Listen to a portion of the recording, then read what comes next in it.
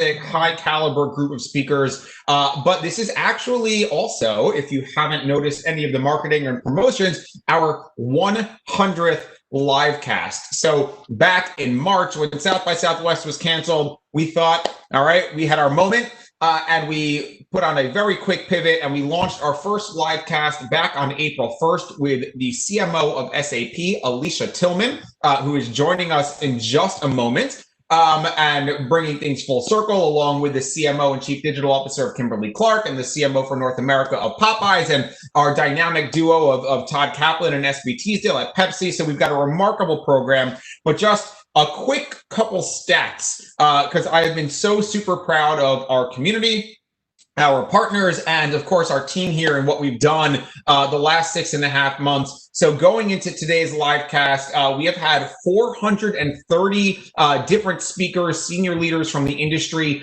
participating in all of our public live casts. We've had 75 private virtual roundtables that we've produced on a myriad of themes, featuring 533 participants. So a total of 963 amazing marketers from our community participating across our public live casts and our private roundtables. 91 CMOs included in that list, all leading up to today. So just a fantastic, phenomenal job to the team here internally. And thank you to our wonderful community and partners for just supporting our pivot and embracing this with us for this new world. We couldn't have done it without you guys. So thank you so much.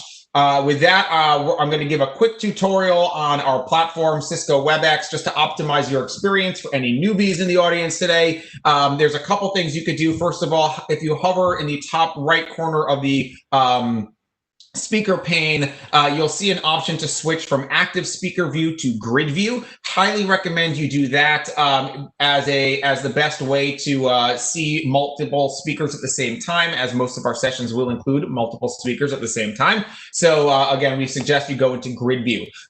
Towards the bottom of your screen, you'll see the 3-dot icon next to that little red X. Click on the 3 dots, and there's 2 things you can do there. One, you can open up the Q&A widget. We do offer question and answer time at the tail end of each session and try to get to as many of those as possible. So please open the Q&A widget. You can also find the audio-only dial-in options as well. If you haven't already done so, I highly recommend you download the Chrome or Firefox extension to view. Again, it optimizes the experience. You don't have to do it, but it's the best possible way to view today's content. It's not too late to invite a colleague, team member, coworker, mentor, friend in the industry to attend. Just send them the same URL that you used to log in, and they will be able to access today's program as well. For anybody who cannot tune in live, all of today's content will be available in our on-demand tab on our site. So please keep it, you can check that out. For all of our content from our live casts is available for on-demand viewing there. If you're engaging with us and your fellow attendees on Twitter and LinkedIn, we are using the hashtag BILivecast, as we always do. Big thank you to Cisco WebEx for being our official partner for all of our virtual programming and powering all of our virtual and digital experiences.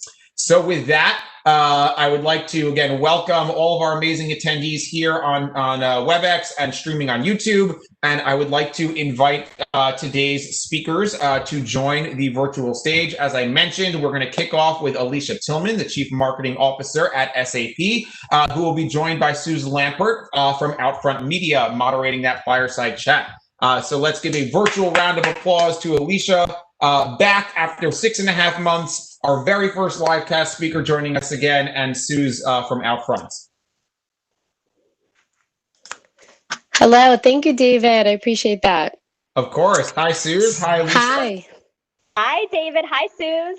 Hi, Alicia. All right, this is where I turn the virtual stage over to you guys. I will bow out, and I'll be back on when it's time to wrap up. So take it away. Great. Well, I have the privilege of introducing Alicia Tillman, who is the Global Chief Marketing Officer at SAP, the world's largest enterprise software company. Alicia is a purpose-driven marketer and believes in leading with empathy and in humanizing brands, a quality in which I admire and has never been more important or needed than today. One of her latest projects manifests all of these elements. Let's take a quick look at a short video.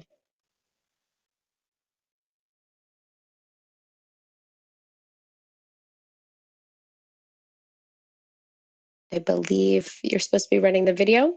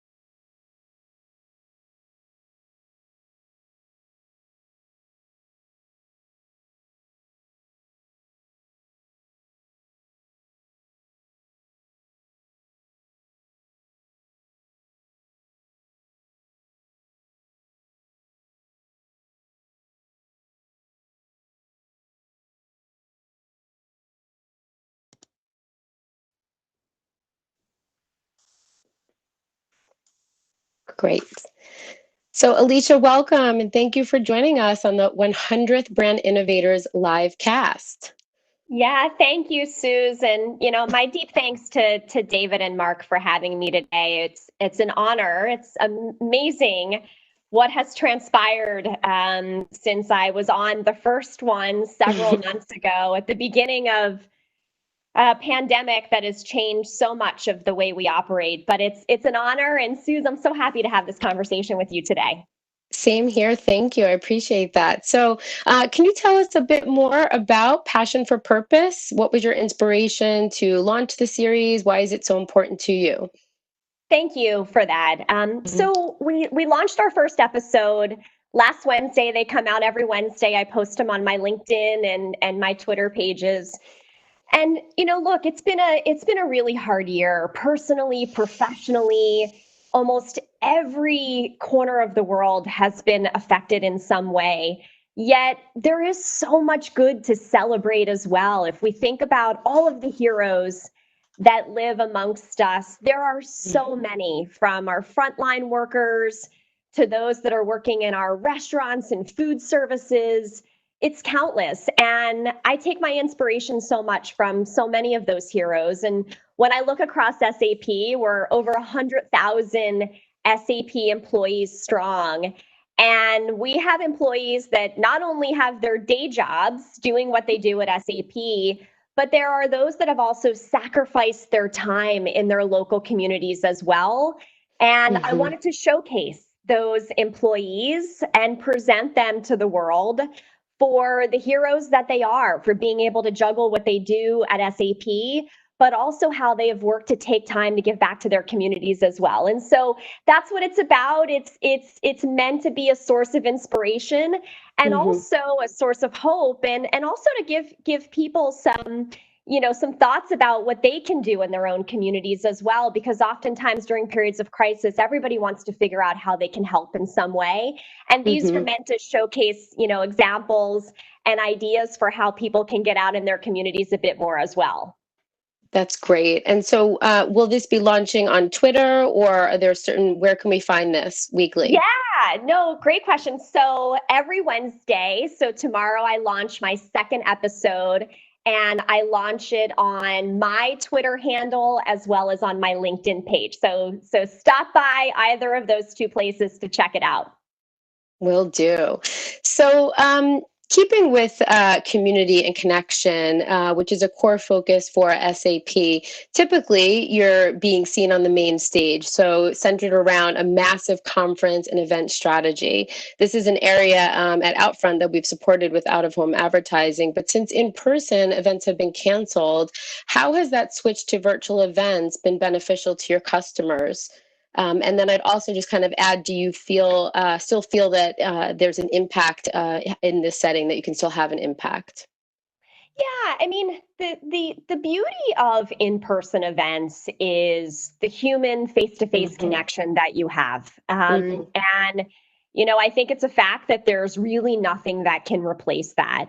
Correct. But it also serves as a place where you can grow connections. And, certainly if you're in the space that I am, in the B2B space, events are a big part of driving business, attracting new customers and progressing leads that you may have in the pipeline, to the next stage of their journey through an events tactic. Mhm. And so, Mhm. but the one thing about events is if it's in person, you're limited to the Right. number of people that can attend. If I look at our Mhm. annual conference, which is Sapphire, which takes Mhm. place every May or June, we generally attract about 25,000 people in Orlando.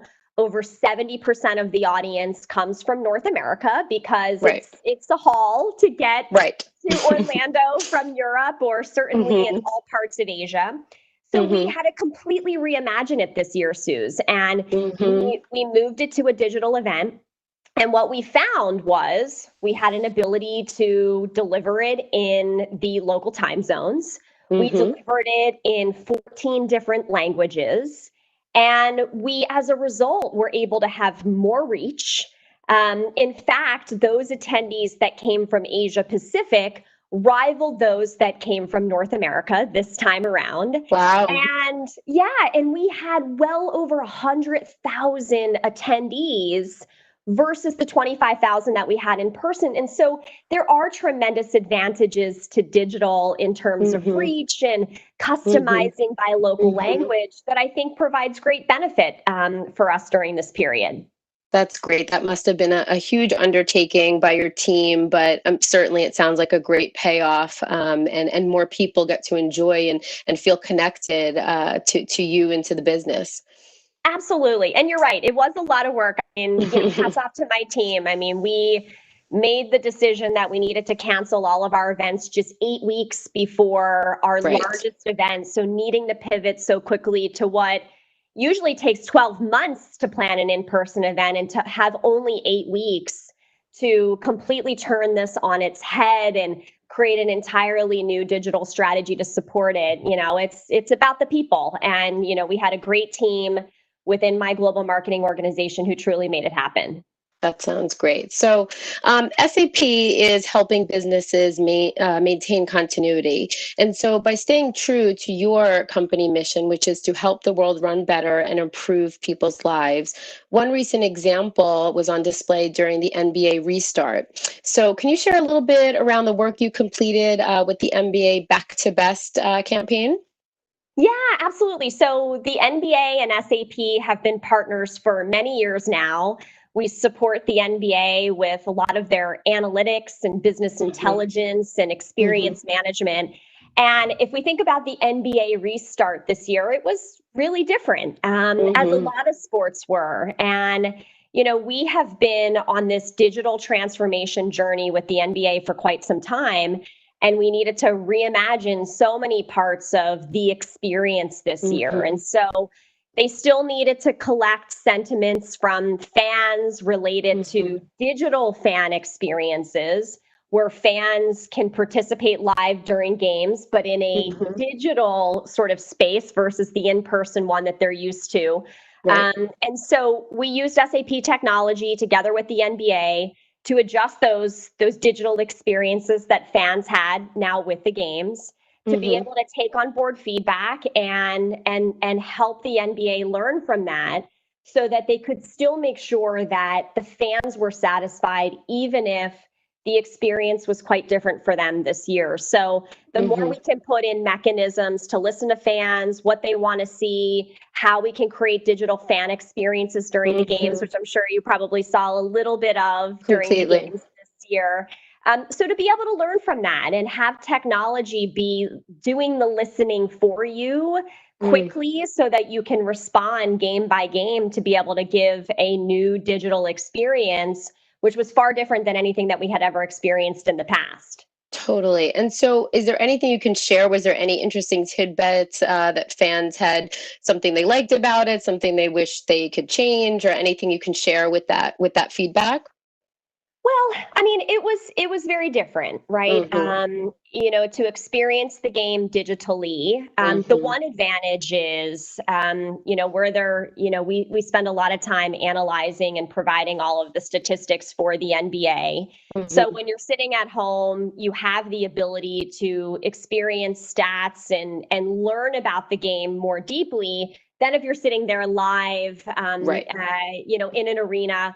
There's limitations about what you have access to and what you can see. And so, I think what we learned more than anything is that the digital experience is one that may not be the only experience that exists, but it's going to become a very big experience when it Right. comes to sporting events and when we'll be able to get back in person. There's still not a timeline that exists Mm-hmm. around that. And so learning how to further evolve that experience so that we can make it feel just as fun and just as comfortable. Mm-hmm. I think that's what fans want to see. But I think Completely. there was also, a lot of, an expectation that this was new for everyone. And the more we could put fans feeling like they were there in the game, even if they're not, then the more Mm-hmm. appreciative they are of still being able to have sports in a year that was challenged in many ways. Completely. And I think just getting used to that this could be how it is for even next season. So if there's learnings that you could take for it, but ultimately fans still get to watch their sport and be involved just in a different way. Absolutely. So another area that I think is really interesting is humanizing brands. And so you had written in an article that a challenge CMOs often face is to bridge the needs of the customer versus the needs of the business. And so SAP has stated that the future of business has feelings and businesses need to be empathetic. So I think your vision here is ahead of the curve because this, I believe, was written back about 2019, so pre-pandemic. Can you explain the idea a bit and tell us how it's evolved even further over the last few months? Absolutely. So there's just one clear thing that we have to keep in mind. At the end of the day, we are marketing to humans. These may be Mm-hmm. humans who wear a variety of job titles in their Mm-hmm. professional lives. But more and more, these executives that make buying decisions for their companies are making decisions both emotionally as well Mm-hmm. as what is going to best be able to support the goals that they're acting on behalf of their companies. And so we have to, as brands, connect emotionally with the audiences that are there to buy our products and services.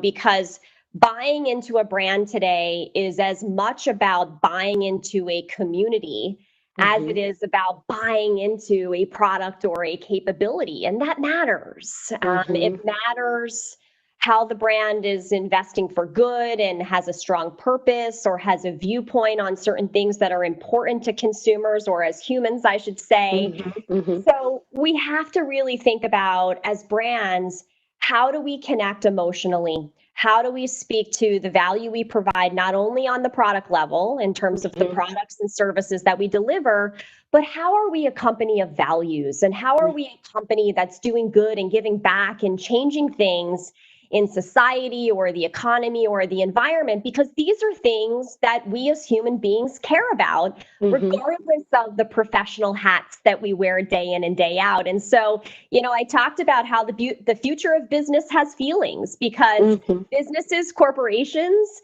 aren't historically thought of as being human or emotional, Mm-hmm. and are often blamed for a lot of the problems that we have in the world.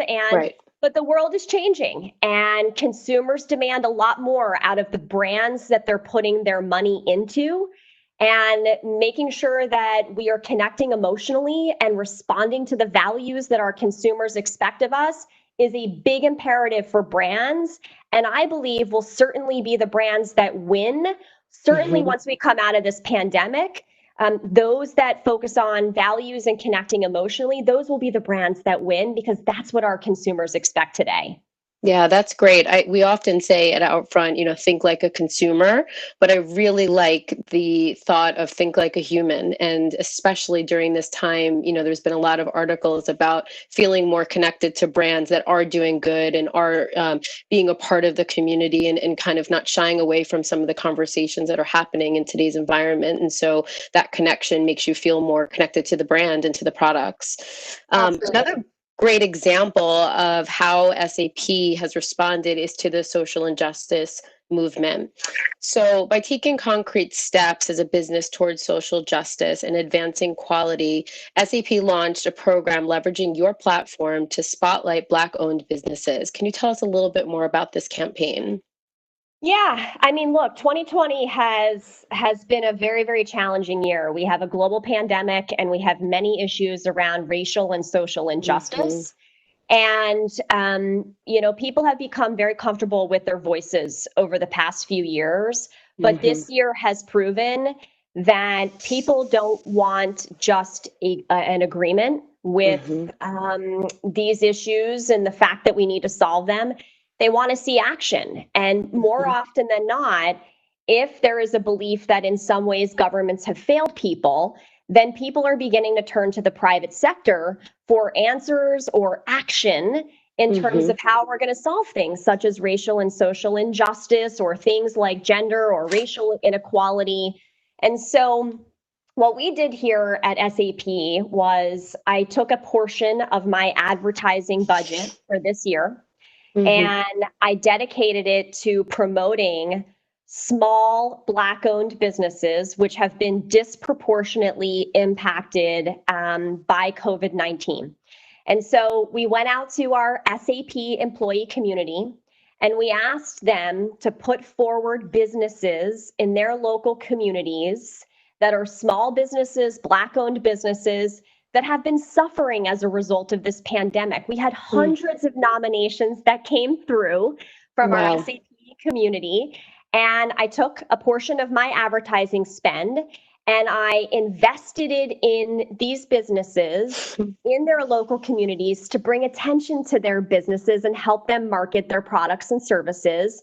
And then I also took these businesses and I used the SAP channels, our LinkedIn channels, our Instagram channels, our Facebook channels to promote these businesses underneath the SAP tagline as well, to really give the power of SAP, the scale that we Mm. have, the depth that we have, and put it behind helping these businesses because we need action. And as a large global company, I believe we have a responsibility to help those that are underserved or who have been impacted through the crisis like small Black owned businesses have. And so we're proud of that because it's an example of action, Mm. not just saying that we want to help and we believe in certain things that Sure. need to change, but how do we take our resources and how do we put them to actually helping and changing some of the challenges that these businesses have faced during this pandemic?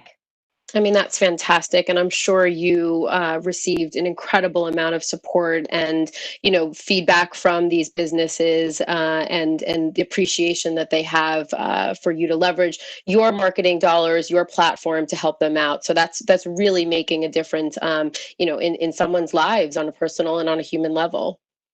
Thank you. That's great. So we really do admire everything SAP has been doing. And in fact, our purpose at Outfront has been and is to helping people, places, and businesses grow stronger. So we've been leveraging our assets to support small businesses with a community focus. We've been doing this throughout the pandemic, and we continue to do that, as well as support social causes. So it's something that our team and our marketing and our executive team is really also incredibly supportive of, and proud to be able to use our assets in that way. So And you we do that well. I mean, Mhm. Outfront is a great example of Mhm. a company like SAP Yep. that recognizes their responsibility to Mhm. using their assets to help lead change and change that us as human beings want to see so that we can have a more prosperous community and success in our business and our personal lives. So I commend you and your brand, thank you. because you've done such an excellent job at that. You have just made my CMO, Jody Sinisi, very happy. So thank you for saying honestly, that. It's truly great work that's recognized, and this is what consumers want, and Correct. you understand that. It is about listening. It's about having feelings. It's about really having that empathy to truly listen to your customers and take action in ways that they want to see brands take action. So congratulations to you for that. Thank you. Thank you. So we've got a few more minutes, but now if we wanted to break out your crystal ball and talk about predictions, knowing that life as we knew it will not drastically change come January 1st. So I think we all need to really, digest that. What would your predictions be for 2021? So not just business, but back on a human level. Yeah. So I would continue with the same narrative that we've been speaking about here today. 2020 has absolutely accelerated the need for businesses to have a voice and take action on social issues, issues that people truly care about across our economy, the environment, our communities, society, because all of these things in some form or another affect us as employees, affect us in our personal lives, and all of us want to leave the world at some point, in a really good place for our children and grandchildren. Right. And we have to work really hard at that. And I think we're going to continue to see more brands not only taking a stand, because I don't think it's necessarily about that. I think it's more about contributing to action and really creating a more diverse and an inclusive world, taking your resources and investing them where they truly matter and can make a difference to make societal, economic, and environmental change. Because this is what consumers want, and this is what consumers say. These are the brands I'm going to invest in, not just brands that have the products and services that I need for my life or for the role that I serve in my company. But I know that this is a brand that has values that are aligned to mine, and they're taking their resources and they're investing them to a higher purpose. That's number one. In the same vein, I believe that businesses will continue to want to listen more to their employees to make sure that they can be as productive and as successful as possible. And they're going to listen more to their customers. There's so much choice in the world today.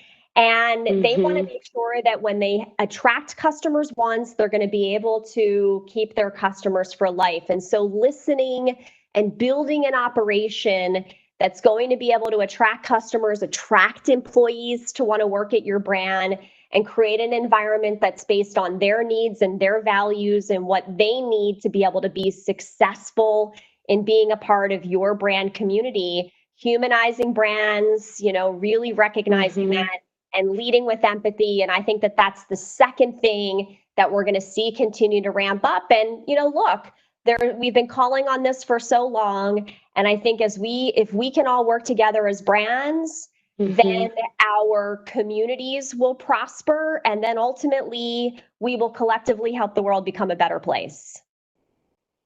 That's great. Thank you. So we are going to go to Q&A. We've got about 5 minutes left. And so we have two questions here. Do you have a professional mentor early on in your career? Did you have a professional mentor early on in your career? And how did that relationship impact your journey? Well, I would say I've had a lot of mentors. I mean, everything from my mom and my husband to, professional mentors from, former bosses that I've worked with to peers and even those that have worked for me. Every person I interact with, I take a learning from. We can all say that we've had great bosses and we can say we've had not so great bosses. And with both, you learn a ton from. And you also learn a lot about yourself too. So I would say two things. Ask often for feedback. Ask it from your family, from those who know you, those who may only have interacted with you a little bit. Always ask for feedback because I think it's important learning experience. And then second, make sure you understand the difference between a sponsor and a mentor. A mentor is going to be there to give you advice and, be there as a sounding board to help you through your daily interactions and experiences you have. A sponsor is someone who knows you quite well and is advocating for your success and is in a position to be able to help you get to your next opportunity. I have had both. They're both different and similar in some ways, but both are equally important in your career journey. And so make sure you have both and know the difference between both of them. I love that, because I do think you can learn a lot from some of your not so favorite bosses. And even as a leader, you can take that with you as to how you want to lead and how you want to manage, a team or people, and really what, it can be personal in that way. Definitely. So another question we have is, many brands have drastically reduced media budgets over the past few months. How has your media plan adjusted? If your budget has been reduced, have you gotten more creative and efficient with your strategies? So I will tell you, yes, we reduced our spend this year, and yes, we reprioritized where we were going to put our remaining spend. Every business within SAP had to give back in some way. We needed to reduce costs to preserve some of the challenges that we experienced in the early part of the year. And I think in during this period, I really needed to act in the most decisive manner that I've ever truly had to operate. And I prioritized a couple of things. Number one, I focused first on what our story needed to be. We have a series of products that support every C-level executive's technology needs in a company. But I first needed to understand what was most needed during this pandemic, because not every product is going to need to be a priority. But, we have e-commerce applications, we have supply chain technology, we have travel technology and tools. Right. Those were some of the categories that proved to be most needed during the pandemic. So we told our story around those products, but we made sure that we told it in a way that showed that we were here to help. And one of the ways in which we did it is we opened up a lot of those products for free. And in a lot of cases today, we're still offering for free a lot of these products and services. We needed to be able to help. We needed to focus most where our products and services were needed during this period. And we need to put everything else aside. And that's what taking swift, decisive action is about: knowing truly what's happening in the marketplace, knowing the effect that it's having on your customers, knowing where your brand can help, and only focus on telling that story. And so we prioritized digital channels because that's where everybody was. More than anything else, that's where the majority of our investment went this year. And we focused on digital investments and then shifting a story to be a story of empathy and a story of relevance around how the SAP brand could help. So one follow-up question to that: do you foresee a continuation of that in 2021, or do you foresee any changes happening there? Or it's really, if I was in your seat, I would think it can change we don't know what's going to happen sort of, day to day, week to week. Yeah, I would say that, so I do see continued change, but I think we are getting out ahead of it as much as we possibly can right now. We have done a tremendous amount of research about what getting back to business looks like. And most people, have said that until there is widespread access to a vaccine, our world is going to be a very different place when it comes to traveling, attending large-scale events, or anything that requires in-person interaction. And so for the first half of next year, we have already decided we're going to move all of our events once again to a digital environment. So we are investing in the digital capabilities to make sure that we have the most sophisticated platform to be able to deliver great experiences coming off of a year where there's a lot of fatigue. And we've got to reimagine, what those experiences in the digital space looks like. So that's going to be a changed investment, yet continuously building from what we already started this year. How we invest in media, I do think that that's going to be a continued focus on where we prioritize versus where we deprioritize, because we Right. once again want to be as cost efficient as possible. Sadly, as we know, Suze, I mean, there's still no timeline for this pandemic. No. It's amazing that we are well into 7 months. I don't think any of us expected to be No. here on the 100th episode, still Right. talking about being in A the middle of milestone. We did know to celebrate. Yeah, and to think that still through the first half of next year, is that a prediction that we're still going to be in this? Absolutely. Do we need to adjust our businesses right now as a result of that? Absolutely. We are silly to think that we are going to get back to 2019 by January, February, or even March for that matter. And being able to think as efficiently, effectively as possible with our spend and where we're spending that money and what channels are going to be of the most use to us. This is where we as a team have been heads down continuously and tirelessly, over the past several weeks to prepare for 2021, because it's a reality. And I think we will be as prepared and as effective as possible if we start working on the plan right now. And that's what we're doing. That's great. So I think this will probably be one last question. So how has your leadership style evolved over the last 6 months? Well, I will tell you this. I sent out a letter to my team last Friday, reflecting on the past 7 months. When we first came into this pandemic, I remember it clearly. I work full time in New York City, and I was coming home from work one evening. It was a chilly March evening, taking the bus home, and never knew at that time that it was going to be over 30 weeks sitting here since I had been back to New York City. And during this period, I committed that every single week you will hear from me in some form or another. I said this to all of my global marketers, and I have a team of a little less than 2,000 marketers that sit across 180 countries.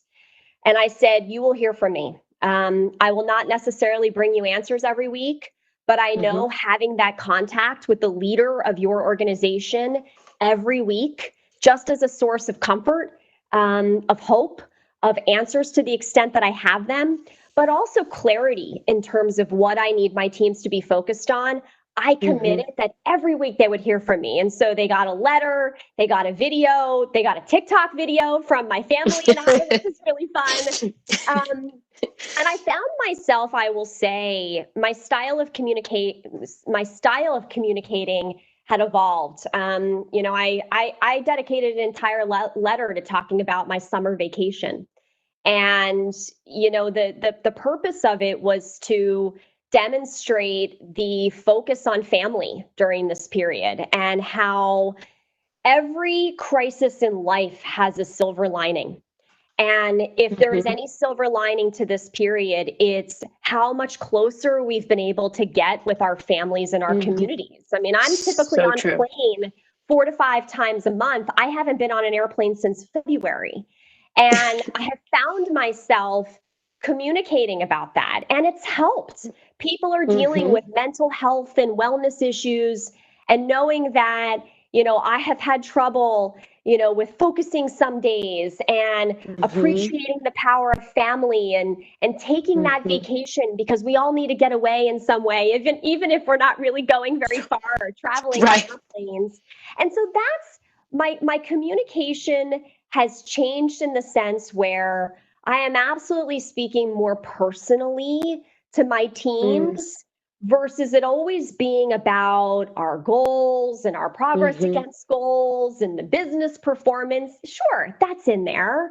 But we've also had such a convergence of our professional and our personal lives during this period.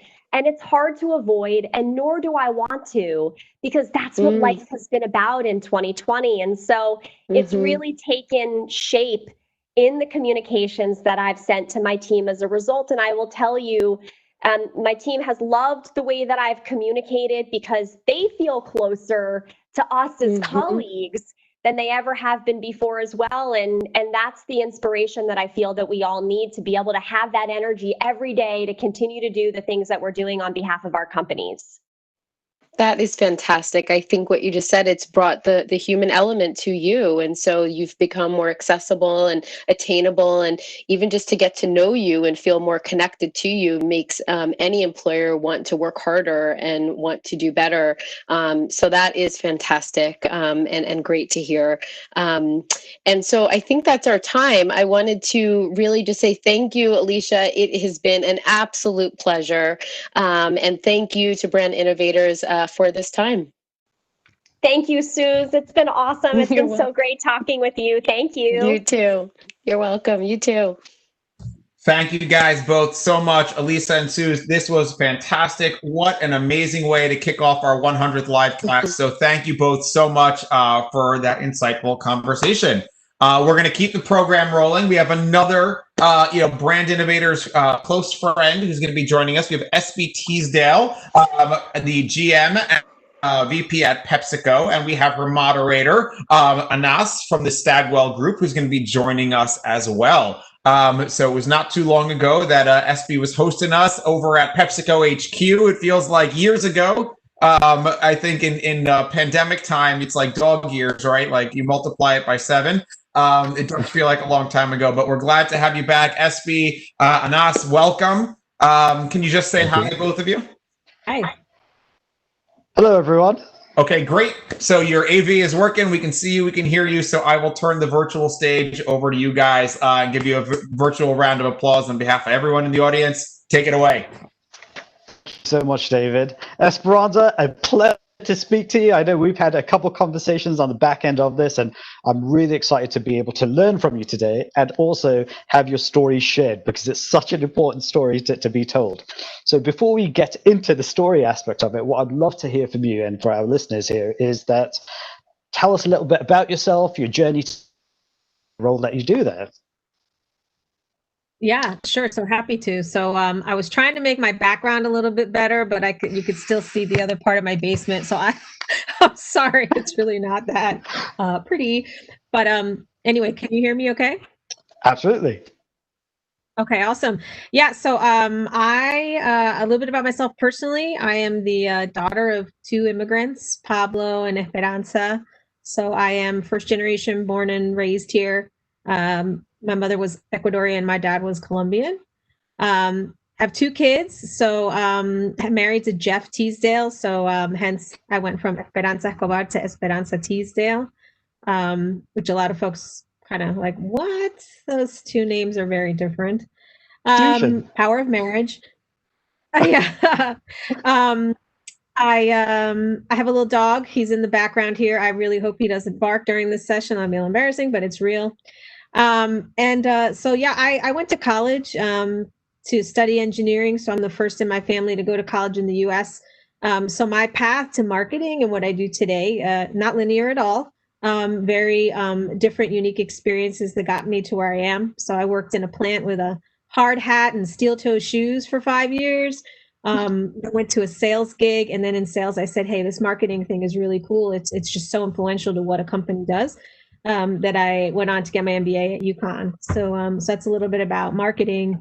And what I do today at PepsiCo is run the Hispanic business unit, which is a self-sustaining, multidisciplinary team that is just focused on bringing Hispanic insights to our company for the beverage sector, helping our big brands realize the growth potential, and then work with big partners in retail, like the Walmarts of the world or 7-Elevens, to then show them how they can capture that growth potential and preserve, set their business up for success in the future. So that's a little bit about me. Brilliant. So you're very much working with the Hispanic American communities because they're not monolithic. They are unique and different in every way. And you're connecting them with a Pepsi brand. How do you think, or what do you think is the role of the Hispanic American audiences in context of shaping culture and with Pepsi's larger mission? Yeah, I think they definitely are shaping culture all the time. In particular, when you think about the values that Hispanics have, family, sport, music, food, those tend to influence where we're going. Those are the beginnings of, new cuisines, new sounds and music. So you're really seeing their impact almost everywhere on a regular basis. And so, our job is to really understand those insights and nuances, and leverage them to just be as culturally relevant as possible. And there's a ton of great work that the ANA is doing right now within this space of recognizing that being culturally relevant is good for business. No surprise there. But, they were able to finally capture via analytics that is true. And companies like ourselves have a responsibility to evaluate that, participate in that, and to help also, commercialize it. So those cultural elements just are really critical. And, you see that all over the place when you see, different folks, singing together in music. You'll bring, rappers together with reggaeton, et cetera. And then all of a sudden they're creating a new sound and a new harmony that you've never heard of before. So that's a perfect example on really just how the music and the tracks that are there tell stories and bring this vibrancy that, continues to evolve really day by day. And even some songs that are COVID inspired, which is really interesting, as people are telling stories more. They're having the time to kind of write things down and process things and say, like, I want other people to hear this and express myself in those ways. So so it's really dynamic, the culture. So you've spoken about culture, and just before our session, Alicia Tillman spoke about, now we're in this area of convergence between our home life and our work life, if you will. But I think it goes deeper than that. What I'd like to do is almost take a step back. So you've spoken about your role at Pepsi. You've spoken about the importance of the Hispanic American communities and how Pepsi is engaging with them. What I'd like to do is understand more about you in terms of the life lessons that you've had. You opened up by saying you are the child of immigrants. You're the first to go to university, took on a tough degree such as engineering. But what are some of those life experiences that you've had that you've been able to now parlay into the work that you're doing with Pepsi, which makes it even more important and even more personal? Yeah, I mean, the journey for my parents, and I think in general, you hear this a lot when it comes to Hispanic families and their stories. Like, it's one of resilience, it's one of perseverance, it's one of advancement, and making sacrifices that are for the better. They might be difficult in the short term, but they're really important in the long term. And so those are definitely qualities that my parents, really as my main role models, showed me. My parents could not have the same professions in the US that they had in their countries because of language barrier. My mother was an accountant in Ecuador, a pretty successful one, but she didn't understand the accounting rules in the US, plus not speaking English. She just wasn't going to be doing that type of work. But that said, a lot of what they did was to better their daily life and then provide, for me, and give me opportunities that they never had. So I think those are some of the qualities that kind of being fierce and forward, that I think I inhibit. I think the ability of helping others is really in my DNA, which is why I do a lot on diversity and inclusion at PepsiCo, because I know I've been supported by many people who've given me a seat at the table, and that's a really important unlock for Hispanic, professionals, is to have that opportunity. And so where I can pay it forward, I do that very, very often. Because I know how important it is. And then that just hopefully unlocks a lot of growth. So I think those are the things that really, I think, were like life lessons that helped form me and who I am. And also like knowing, for the most part, like there was a lot of things I was missing, but I didn't realize I was missing them because the environment I was in was really positive. So, while folks were having, getting new versions of Capizios or Jordache jeans, I was getting the Kmart Capizios that actually I bought them too big because they were wide and they didn't fit my foot properly. But anyway, but I had white shoes that looked like it. Like, I was okay with that. And I think that's an important thing to understand, that, really what you need at the center of everything is just great values and a structure that makes you feel good and positive and optimistic. And so that's something that I'm trying really hard now with this next generation, which is my kids. It's a little tricky because you also want to give families and children what you didn't have, but how do you balance it out so they realize, like, wow, like, I should be content with what I have. So anyway, so it's a little bit about that. So, I mean, we've spoken about this idea of the Hispanic American communities having this idea of culture and connectedness.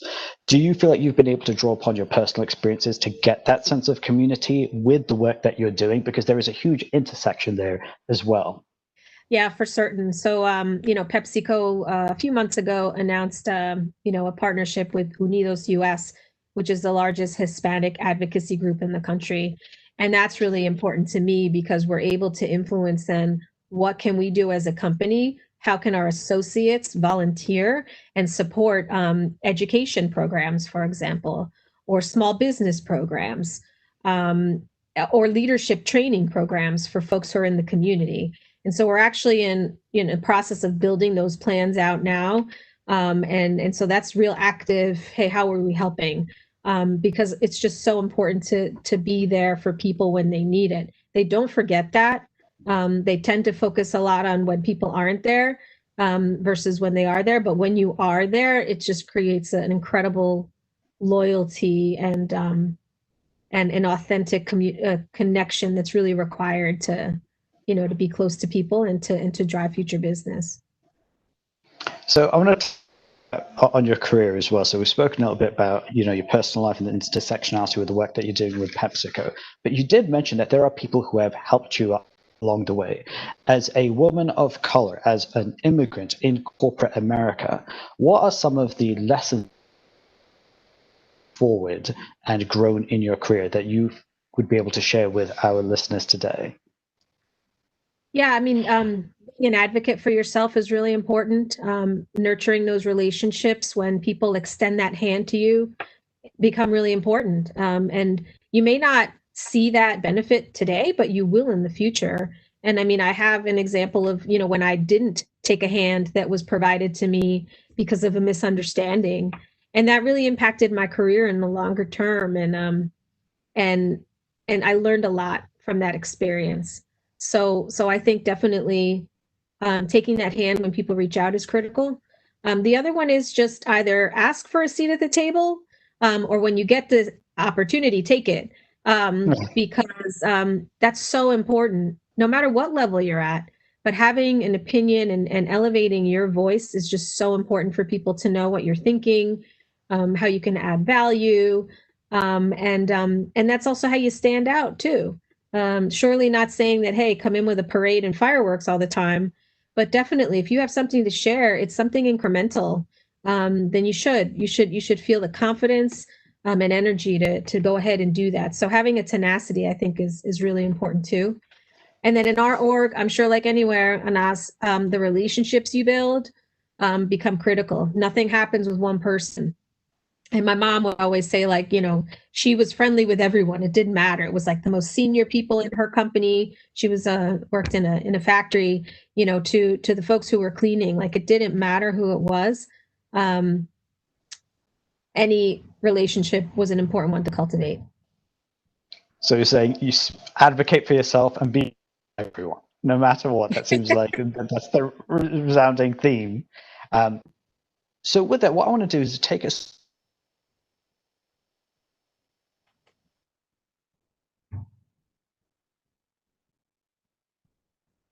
myself from India, Pakistan. I was born in the UK. But what I've experienced is there are times when people want to into one category, or they put the African American, but communities are not monolithic, and you know that in the work that you're doing specifically with Hispanic America. What is some advice that you would, or what is the work that Pepsi is doing to ensure that they are uniquely communicating to the variety of Hispanic communities? And what is some advice that you'd give to other brands as they're engaging with Hispanic communities?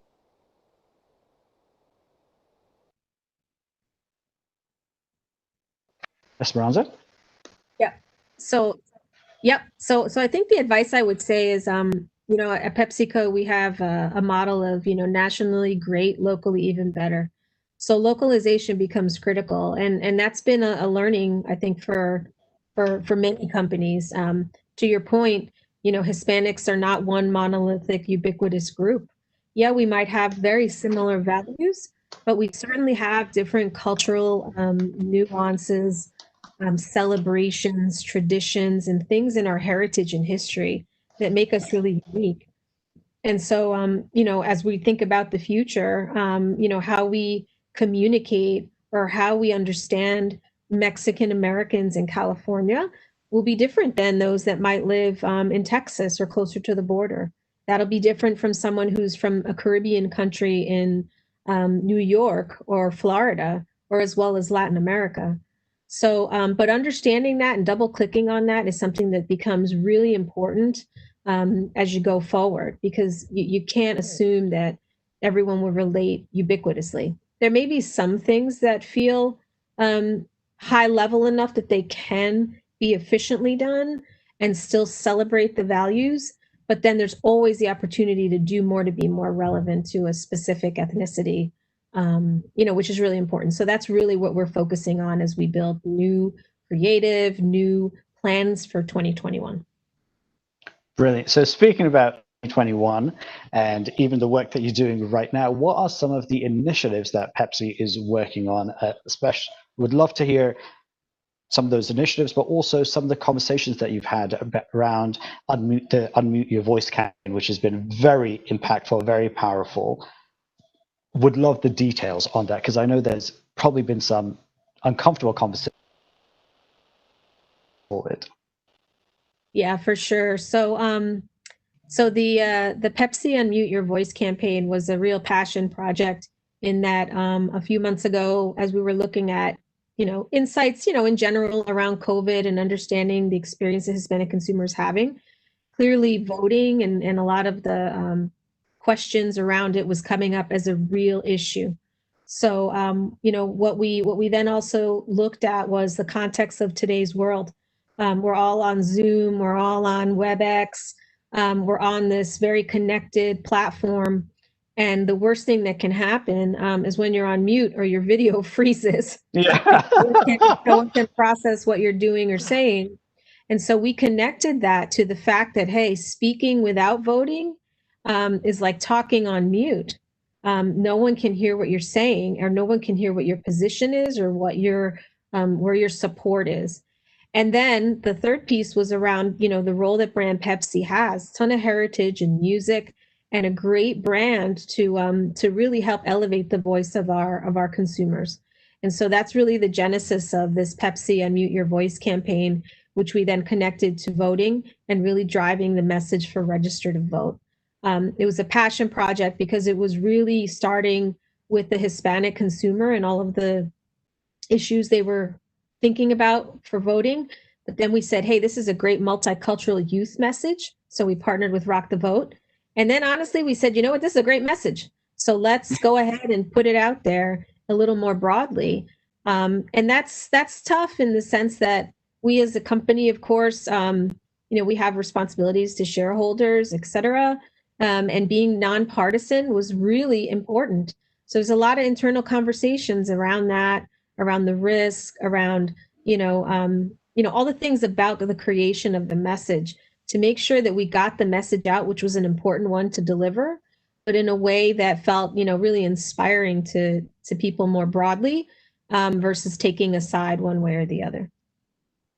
So, and what has some of that insight been? So you touched upon, some issues that are important to the Hispanic American audience.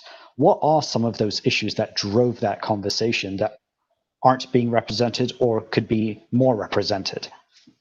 Yeah, I think that the biggest challenge was that the registration numbers, typically the conversion from registration to voting is pretty high for the Hispanic base. But what we were seeing was that registrations, were continuing to lag. There hasn't been that much energy around an electoral vote like this, a presidential vote, I apologize, like this since, probably 2008 or Obama's time. So, so that said, we wanted to serve as a place to drive people to where they could go for more information. That's why we selected Rock the Vote. And then, it came up as an insight around what are some of the things that are happening to Hispanics today that we felt we needed to understand better. A lot of it was coming from COVID. Hispanics tend to have a higher percentage of frontline workers. They have, more unemployment, and at times they can't necessarily benefit from an unemployment payment. They have issues with then sending money to their countries, because if they don't have money for themselves here, how do they send remittances to other parts of the family? And so there's just a lot of things we were seeing that were really concerning, which I think also, goes back to PepsiCo's commitment to the Hispanic community, specifically through Unidos and some other organizations where we know they need our help, and we want to be there. Do you feel like brands to different community? Is it good for brands to do that, or should they have more of a stand back approach? Because we are in a world where consumers want to go with brands with purpose, but there's a fine line, which you mentioned. So what do you think is that role for PepsiCo, but also for other brands? Should they be in this space, or should they be agnostic? Yeah, it's an interesting one. I mean, obviously, for us taking action on a brand like Pepsi when the company's called PepsiCo, it has a definite enhanced amount of review and discussion. But in Cannes Lion earlier this year, they kind of summarized a lot of what they recommended in 3 areas. The first was companies or brands to create action, not ads. The second was to improve how we represent humanity. And the third was for brands to balance out the short-term and the long-term needs. And so what I gravitated toward in talking to my boss and the senior executives at the company about this idea was like, hey, this is our time to take action and not create an ad. And so the context of what was happening in this moment also really drove the energy behind doing that. And I do think folks, appreciate a thoughtful message. There's always going to be a hater in one way or another. You can't avoid it no matter what. But taking an action done in a thoughtful way, I think is an important risk that has great reward and relevancy to today's consumers. So you said an important part. You said create action, not ads. As a guy who's here at Stagwell Group, we are a marketing communications company. Obviously, part of what we do is ads. So what is your advice to your agency partners? If it's not ads, what types of action-based messaging should we be putting forward? Yeah, I think it comes from understanding your community, your key strategic target. Like who is it that you're looking to build your brand equity with? And then understanding them across many dimensions will help unlock those places where you can then think about, well, how do you help, from a societal perspective, for example. And there's many ways and forms that action can take, of course. Ours was specific to voting registration, but my goodness, there's so many different places and passions that people have. But I think being as insightful as possible and authentic as possible are probably the 2 key things that are highly recommended for a brand and an agency to consider. And I'll be honest, like if you find that you're at an agency where, let's say, your target is X, does the team working on that project look like the target? Like, and that's also other conversations we're having internally too, is like driving the diversity of the consumer internally into our company, our teams, our agency partners is really important as well. So that's another type of action. And, very candidly, we've had these discussions internally as well when we're working on a pitch or an RFP, whatever it might be. And I'm a firm believer that you've got to represent what you're trying to represent. It's a 2-way street on that representation. You're trying to engage the BIPOC community, but you don't have a BIPOC community. You've got to fix that as well. Also, you're going to represent that. So we've had those conversations. We're making strides towards it, but that's a reality as well. We are in this COVID era where everyone is trying to get growth, but I think Raja Rajman, our CMO over at MasterCard, said it best: you want to serve, not sell. So what are some of the ways, and you could touch on addition, you've spoken about Unidos and so forth, where PepsiCo is serving rather than selling to really help this idea, or not the reality of helping humanity?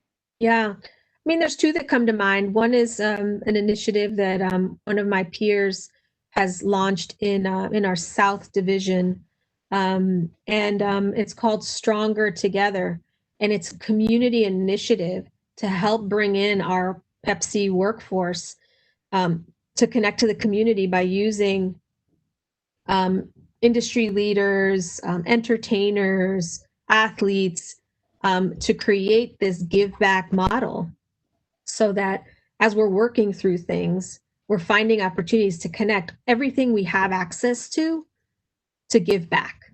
So that campaign, Stronger Together, has had a wonderful reception, not only in the marketplace, but by our associates. It's like it created this groundswell of partnership and humanity within our own associates, which then obviously translates to the market. So it's super cool. Then another one is our Water Plus team, our Life Water team, just launched a Life Water Black Artists series online, and I'd love for them to have the opportunity to talk about it at some point on Brand Innovators. But Life Water obviously celebrates the artistry and diversity, and they created a series that is inspired by Black artists. It's beautiful work. So those are two great examples of two different teams and two different colleagues who've done incredible work to show what give back could look like. Brilliant. And from your experience as you've worked with the Hispanic audience, what would you say are some misnomers that people have when trying to engage the Hispanic community that they need to overcome? Yeah, I mean, I think depending on how you segment the Hispanic consumer, they may benefit from communication in Spanish or English. So you can't assume that Spanish is the absolute all the time.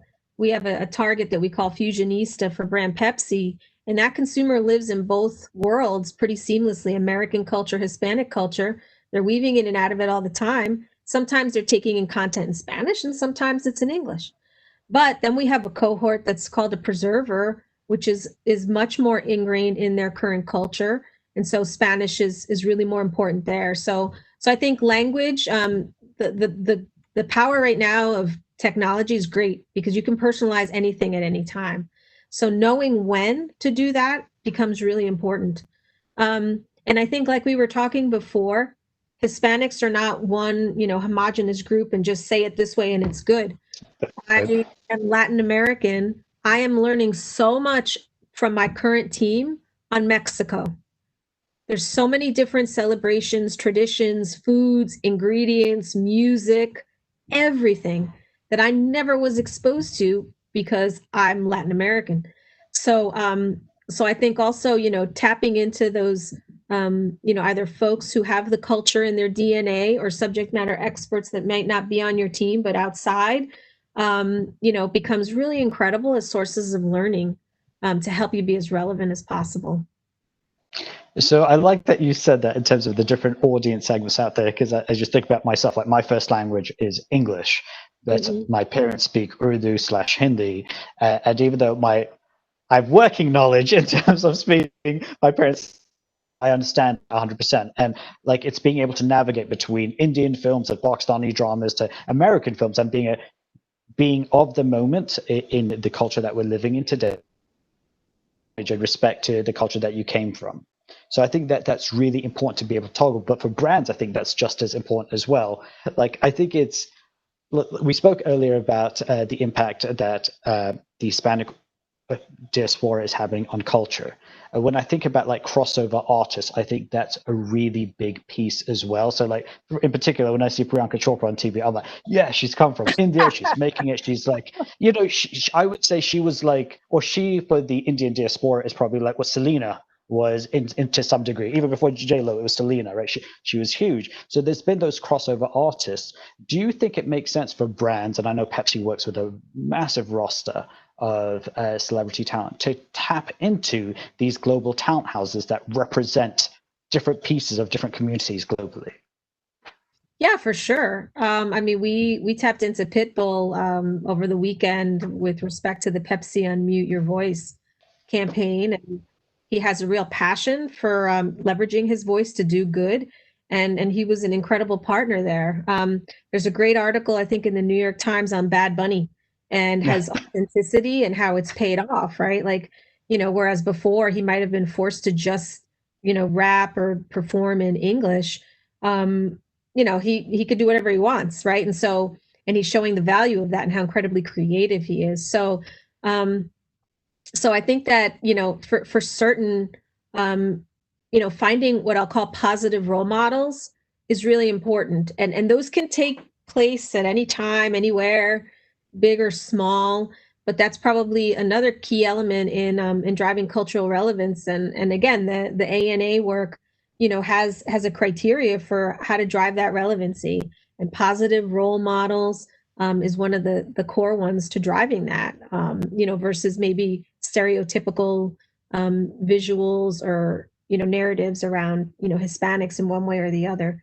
But yeah, absolutely the power of, celebrities and folks who have a great story as to how they excelled, right? Everyone's got a journey. That's right. Absolutely. Which I'm going to start asking you. People really want to learn more about your journey in particular. So the first question we have is, did you have a professional mentor early on in your career? And how did that relationship impact your journey? Yes, I did. It was one of my first, amazing bosses at PepsiCo, Danielle Vona, who was incredible. She was just an incredible leader. She provided multiple opportunities for me to join her team. And just she taught me a lot about managing, in a big organization like PepsiCo, especially with, senior executives and kind of working toward building a confidence and experience on how to communicate productively in those settings. So yeah, for sure. I mean, I think I've had mentors like for a long time. And even early on in my career, I had someone create a job for me where it didn't exist, because they realized how passionate I was about going into marketing and I'll never forget, that person about that. But yeah, always like you find mentors, kind of quick, like you kind of look around, you're kind of like, oh yeah, I'd like them. Then the art is like, well, shoot, how do I reach out? Like, do I just send an email or, do I have a Zoom meeting? Like, I don't know what to do, but you just find something really relevant to talk to them about. And that's, you got to break the ice somehow. You got to be courageous enough to just kind of, if you see somebody, you're like, dang, I wish that person was my mentor. And, don't hold back, make it happen. Absolutely makes sense. And I've done the same thing multiple times in my career. The worst that could happen is they say no. Exactly. And sometimes they land in your lap, sometimes they don't, but yeah, but if you don't try it, the answer is the same, versus if you do try it, the answer could be in your favor. Right. So the next question we have is more around media budgets, as is really important as we look at what's happening in the world. So the question is, many brands have drastically reduced media budgets over the past few months. Has your media plan adjusted? Or if your budget has been reduced, have you gotten more creative and efficient with your strategies? Ooh. Yes. So the answer is yes. I mean, I won't talk about numbers specifically, but yeah, I mean, everything is pointing to being creative with how you build creative, right? Content. We have a great internal capability, our creator studio, led by one of my colleagues, Lou Arbetter, and they do great work. They're great storytellers. So there's this balance of, hey, what can we do internally? What can we do externally? And then, being nimble too, because I think gone are the days of like, hey, we have to have like the meeting before the meeting before the meeting before the meeting, and then like each meeting, like 1 million people are there, and then 500,000, and then 20, and then 2. Like that formality, I feel like has totally gone, at least from the context that the current situation I'm in. We're more nimble. We're like, hey, let's have, we're having a creative review. Okay, here we go. And we're being very quick on feedback, not sitting on stuff, and really, one thing I think that has been really great, and Alma is our agency working on the Pepsi stuff for Unmute right now, but letting them do, as long as the brief is good, they're going to do great work. They really are. And so, and sometimes that's hard because sometimes as a client, you're kind of, very married to everything. But I feel like we've had to be a lot more flexible and nimble in stuff. And then a lot on digital. Man, digital is, you can localize, you can turn stuff on faster. There's an efficiency there. And a lot of things we're seeing are pointing to, much more digital social. And that also helps with the scenario if, budgets are kind of like squeezed, you get more out of that. And it's sometimes closer to conversion too, versus some traditional media. So, so it sounds like you're pivoting as well, just like everyone else. It's indicative of the landscape. Pivot every day. Every day, multiple times a day. So speaking about social, the next question we actually have is about emerging media. How do you approach emerging media channels, and how do they factor into your overall strategy? So we know you love it digital because you can on and off. So what are your thoughts? Yeah, I mean, as part of this current campaign, we're doing some stuff. We did some stuff with Natively and Live V Live. So that was a new music platform that I guess Pitbull created, knowing that people can't go to concerts anymore. It's that online concert now. So, Right. You pay a lower price, but hey, you're getting your concert, in your living room. So that was new. That platform was just created. And so we leaned into that. We have a balance of, let me see if I get this language right, because our OMD friends are our partners here on it, but of like proven media, test and learn, and then real disruptive. So like across those three strategies, we have things. So there's things that we know are tried and true. There's things that are new and upcoming. And then there's things that are like, oh my gosh, like we've never done this, but let's check it out. So for sure, we try to check off all of those boxes because that's the only way to kind of come up with, hey, what's the new progressive thing to do? That balances like performance and culture, what's tried and true performance, but what's really culturally relevant. We got to do it right now because it's like, so. I like that. It is performance and culture. It is definitely that toggle between the two. Absolutely. Yeah, and it's easy to lean towards performance, right? But you gotta push on culture. You have to. Yeah, and that's the thing. It's like it's literally like instinct versus science, right? Like one's quantifiable completely, but the other one is just that gut instinct, and there has to be weight given to the culture, given to instinct, because there is an intangible that you lead with. But finding that balance, that's the holy grail. That is definitely the holy grail.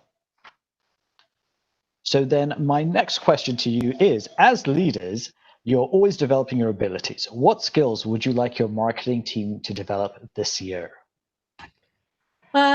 Yes. So by default, we've all built up agility, as a skill, because literally everything changed, from one day to another.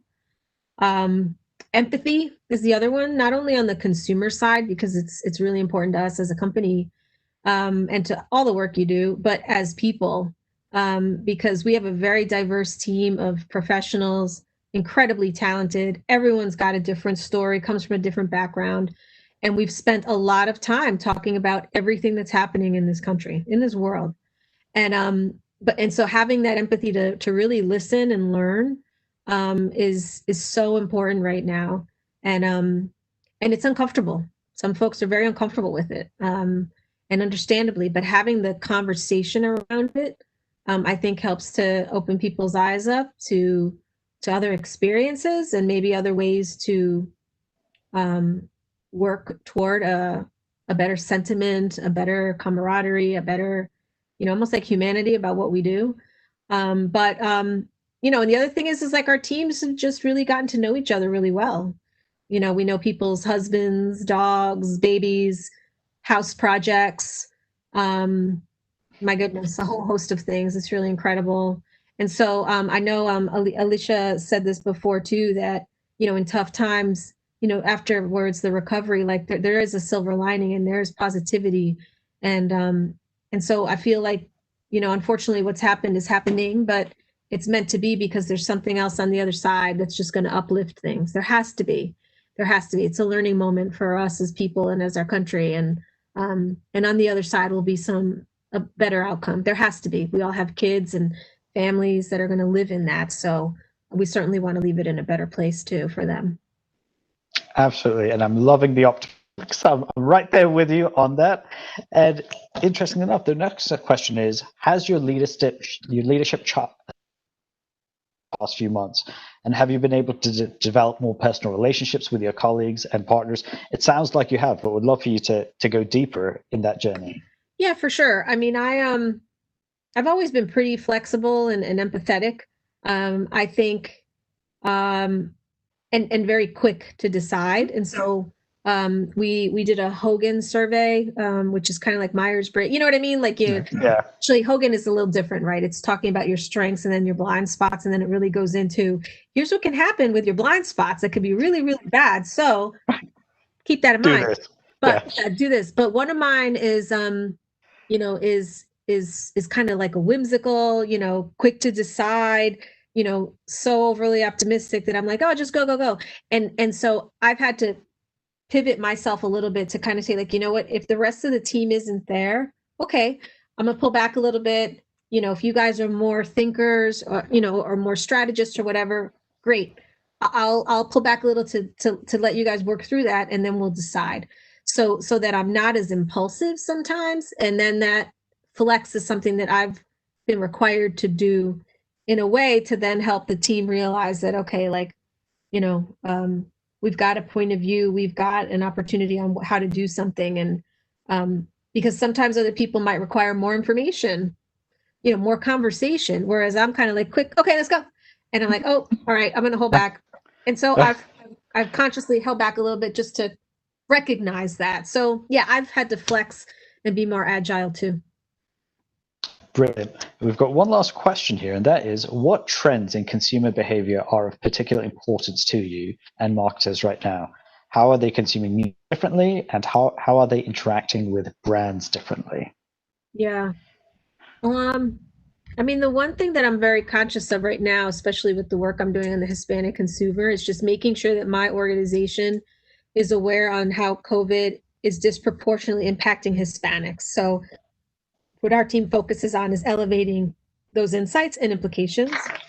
The one I would say that it might sound simple, but we all have phones, we're all, attached to our phones and everything.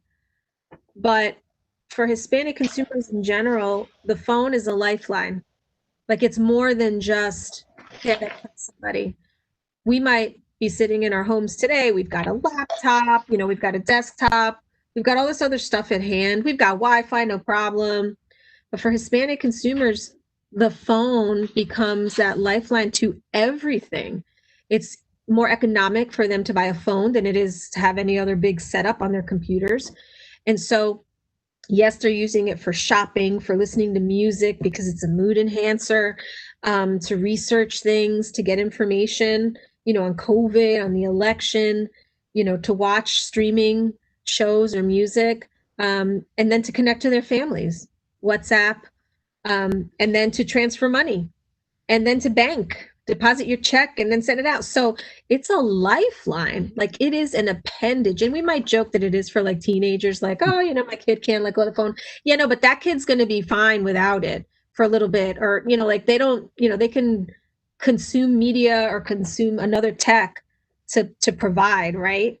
And so anyway, that's something that we're really elevating as well, is just how dependent they are on it. And so therefore it becomes a really important way to engage in a positive way. Perfect. That is super helpful. Well, Esperanza, thank you so much for your time. This has been absolutely amazing. Your journey's fantastic, and I think it's been very inspiring to everyone who's listened in. So thank you once again, and keep on doing what you're doing. The world needs more of it, for sure. Over to you, David.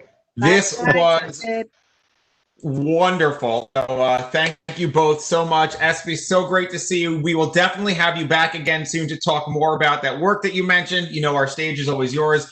Anas, thank you so much, leading a great conversation. Really appreciate your time. Love the questions. So we're going to keep things rolling for everybody out there on WebEx and on YouTube land. We've got two more amazing speakers right now. Well, three more on the day. Two more right now. We have Zena Arnold, who is the new Chief Marketing and Digital Officer at CPG giant Kimberly-Clark. And we have a good friend to Brand Innovators, Paul Dooley. I think, Paul, your first event with us was when you were back at Coca-Cola. And now you are over at Amazon Web Services, and we are thrilled to bring you back into the Brand Innovators community. I think it's been a couple of years since you joined us. So I think we have Paul. We got to get your video and audio unlocked, and then you'll be on. But Zena, I can see you. Can you hear me? I think you are muted. There you go.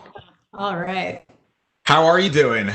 Good, good. Good to see you. You too. Fantastic. I think we've got Paul. I see he's coming in. He's on the screen here. We got to get his camera turned on. And we'll work on that on the back end.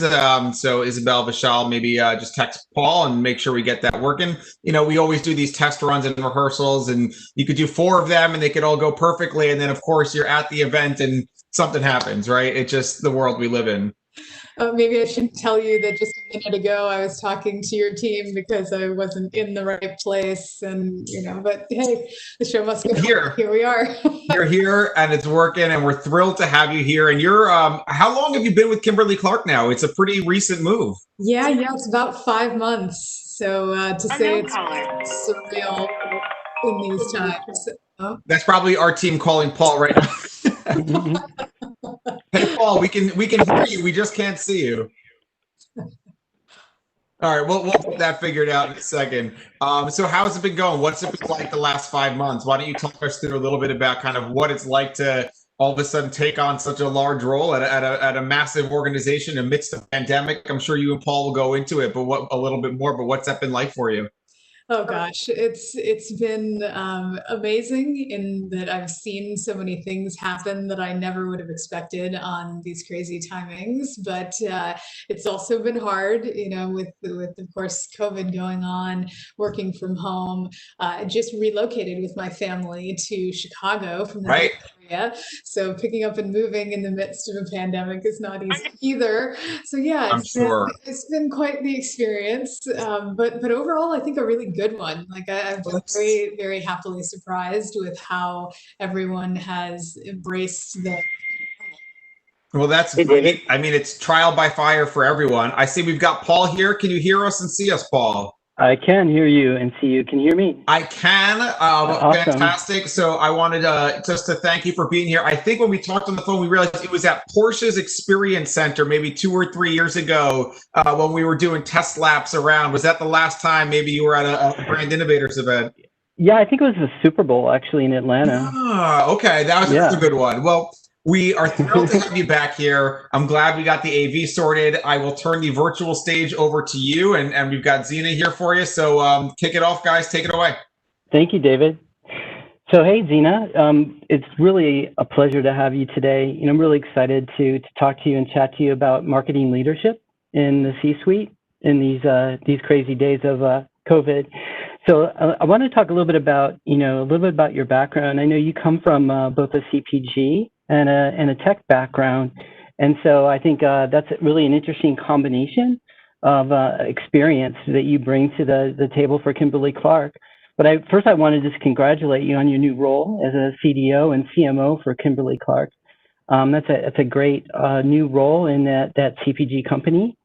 So I also kind of a little bit of backstory that you and I both joined our organizations during the pandemic. So we may not have ever physically met any of our colleagues at either Amazon for me, or in your case for Kimberly-Clark. So it's a very interesting time to take over that kind of role within Kimberly-Clark. I know it's an interesting time at Amazon and AWS as well.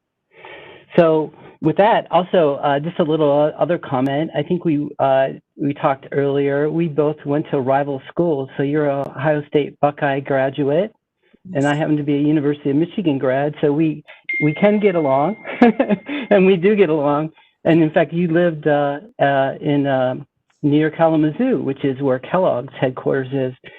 So you really have an amazing background. So I wanted to kind of give you an opportunity to talk a little bit about your dual role as CDO and CMO at Kimberly-Clark. And, I think that says a lot about the role that digital as well as marketing play within the C-suite. So maybe you can make some comments and talk a little bit about, why that role is really important at Kimberly-Clark. And I know we've seen that role at other CPG companies as well, like Unilever, where they have a chief digital officer as well as a chief marketing officer, kind of dual role. It's traditionally been either a CMO role only. So maybe you could comment a little bit about that particular role and at Kimberly-Clark. Sure. Sometimes I think it's ironic that digital is in my title because I don't actually believe in digital marketing. And by that, I mean, I think what we do is all just in a digital world. However, I know names of roles have a lot of weight, and especially in traditional companies and signifying to the org and to the marketplace where our focus is. So I think that's why Kimberly-Clark approached it as a broadening of the traditional CMO role, is we need to move to marketing based in this digital first world. So, how I think about that is it's not just about digital channels. Like I think that's often what people think about when they say digital marketing. Oh, great, we've got to, buy digital ads. It's actually about building relationships with our consumers that just weren't even possible in years past due to the amazing amounts of data we can now get on their behaviors, not to mention targeting and reaching them. So because so many of these upstart companies and brands are doing this today, I think it's really reset consumer expectations of what a brand can and should do to engage with them. Thinking about my background a bit, and especially a lot of people have asked me, well, why'd you leave the tech industry and come to CPG? And tech industry is a really exciting and inspiring place to be in a lot of ways. I learned so much there and really loved my experience. But really, at the end of the day, marketing isn't a key driver of strategy or growth at most tech companies. Really the engineers are the ones who are at the head of the table, making the calls on strategies and investments. And since I grew up in the CPG world, it's really gratifying to be back in it. Marketing is a part of our competitive advantage and a key driver of our growth. So it's exciting now that there's an openness here in CPG companies to look at evolving from the more traditional marketing that we did in years past to now being about forming these deeper relationships with consumers, like built in a digital world. No, that's really great. And I think, once a brand marketer, always a brand marketer, so I think, staying close to your customer and putting the customer at the center of your marketing is really a great recipe for success. Talk a little bit about, Kimberly-Clark. You're a huge global company. You've got a number of different brand families. Maybe talk a little bit about Kimberly-Clark, brand footprint and your digital footprint globally. I think people would find that very interesting. Sure. Well, Kimberly-Clark has been around since 1872. So we've been making primarily paper-based consumer products for almost 150 years. We make some of the most iconic consumer brands out there, like Kleenex, Huggies, Kotex, and we have a really big professional business as well. As far as footprint goes, we're in over 175 countries, so truly global. From a digital standpoint, I mean, we have such an interesting mix of presence and sophistication on our programs, depending upon the markets that we're in. For example, I've been really inspired lately by our teams in China. I mean, we're running these amazing programs with local retailers where we're able to target consumers based on super specific actions they're taking in all of these online marketplaces. So I was just blown away to see how much consumer shopping for CPG products is done there in these like O2O, online to offline marketplaces. So consumers are buying things and getting their purchases delivered in like an hour, Wow. which is mind blowing.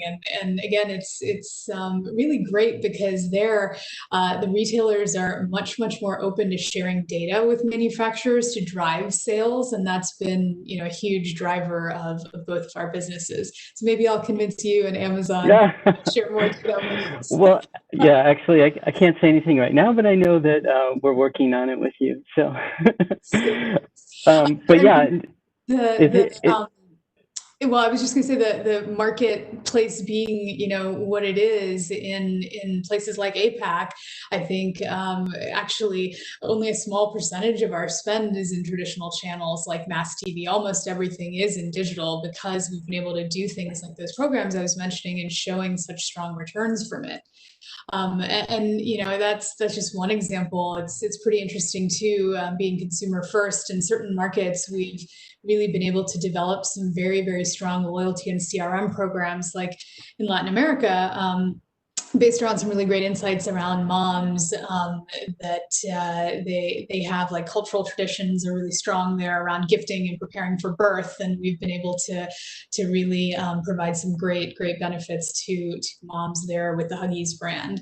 And the other thing I wish that I had been able to do is an in-person world tour to meet a lot of our markets and our folks. But some of the things I'm most impressed with are in some of the smaller markets that we've seen some incredible growth. Like, believe it or not, in Kazakhstan, we more than doubled our share in the past few years. And I'm not talking doubled going from like 2 to 4%. We're now market leaders with over 60% share because the team there has done a lot of really great and scrappy work. So yeah, there's so many great examples. I mean, of course, we have a huge business in North America. I could talk about this for hours. So. Yeah, no, I think that's the beauty of working for a large CPG. You've got such a large brand portfolio, and then you have, local markets that have these nuances and that you can take advantage of, if you are listening to what the customer's needs are in those local markets, and then developing local programs, and then maybe taking those and scaling them where there's an opportunity to do that.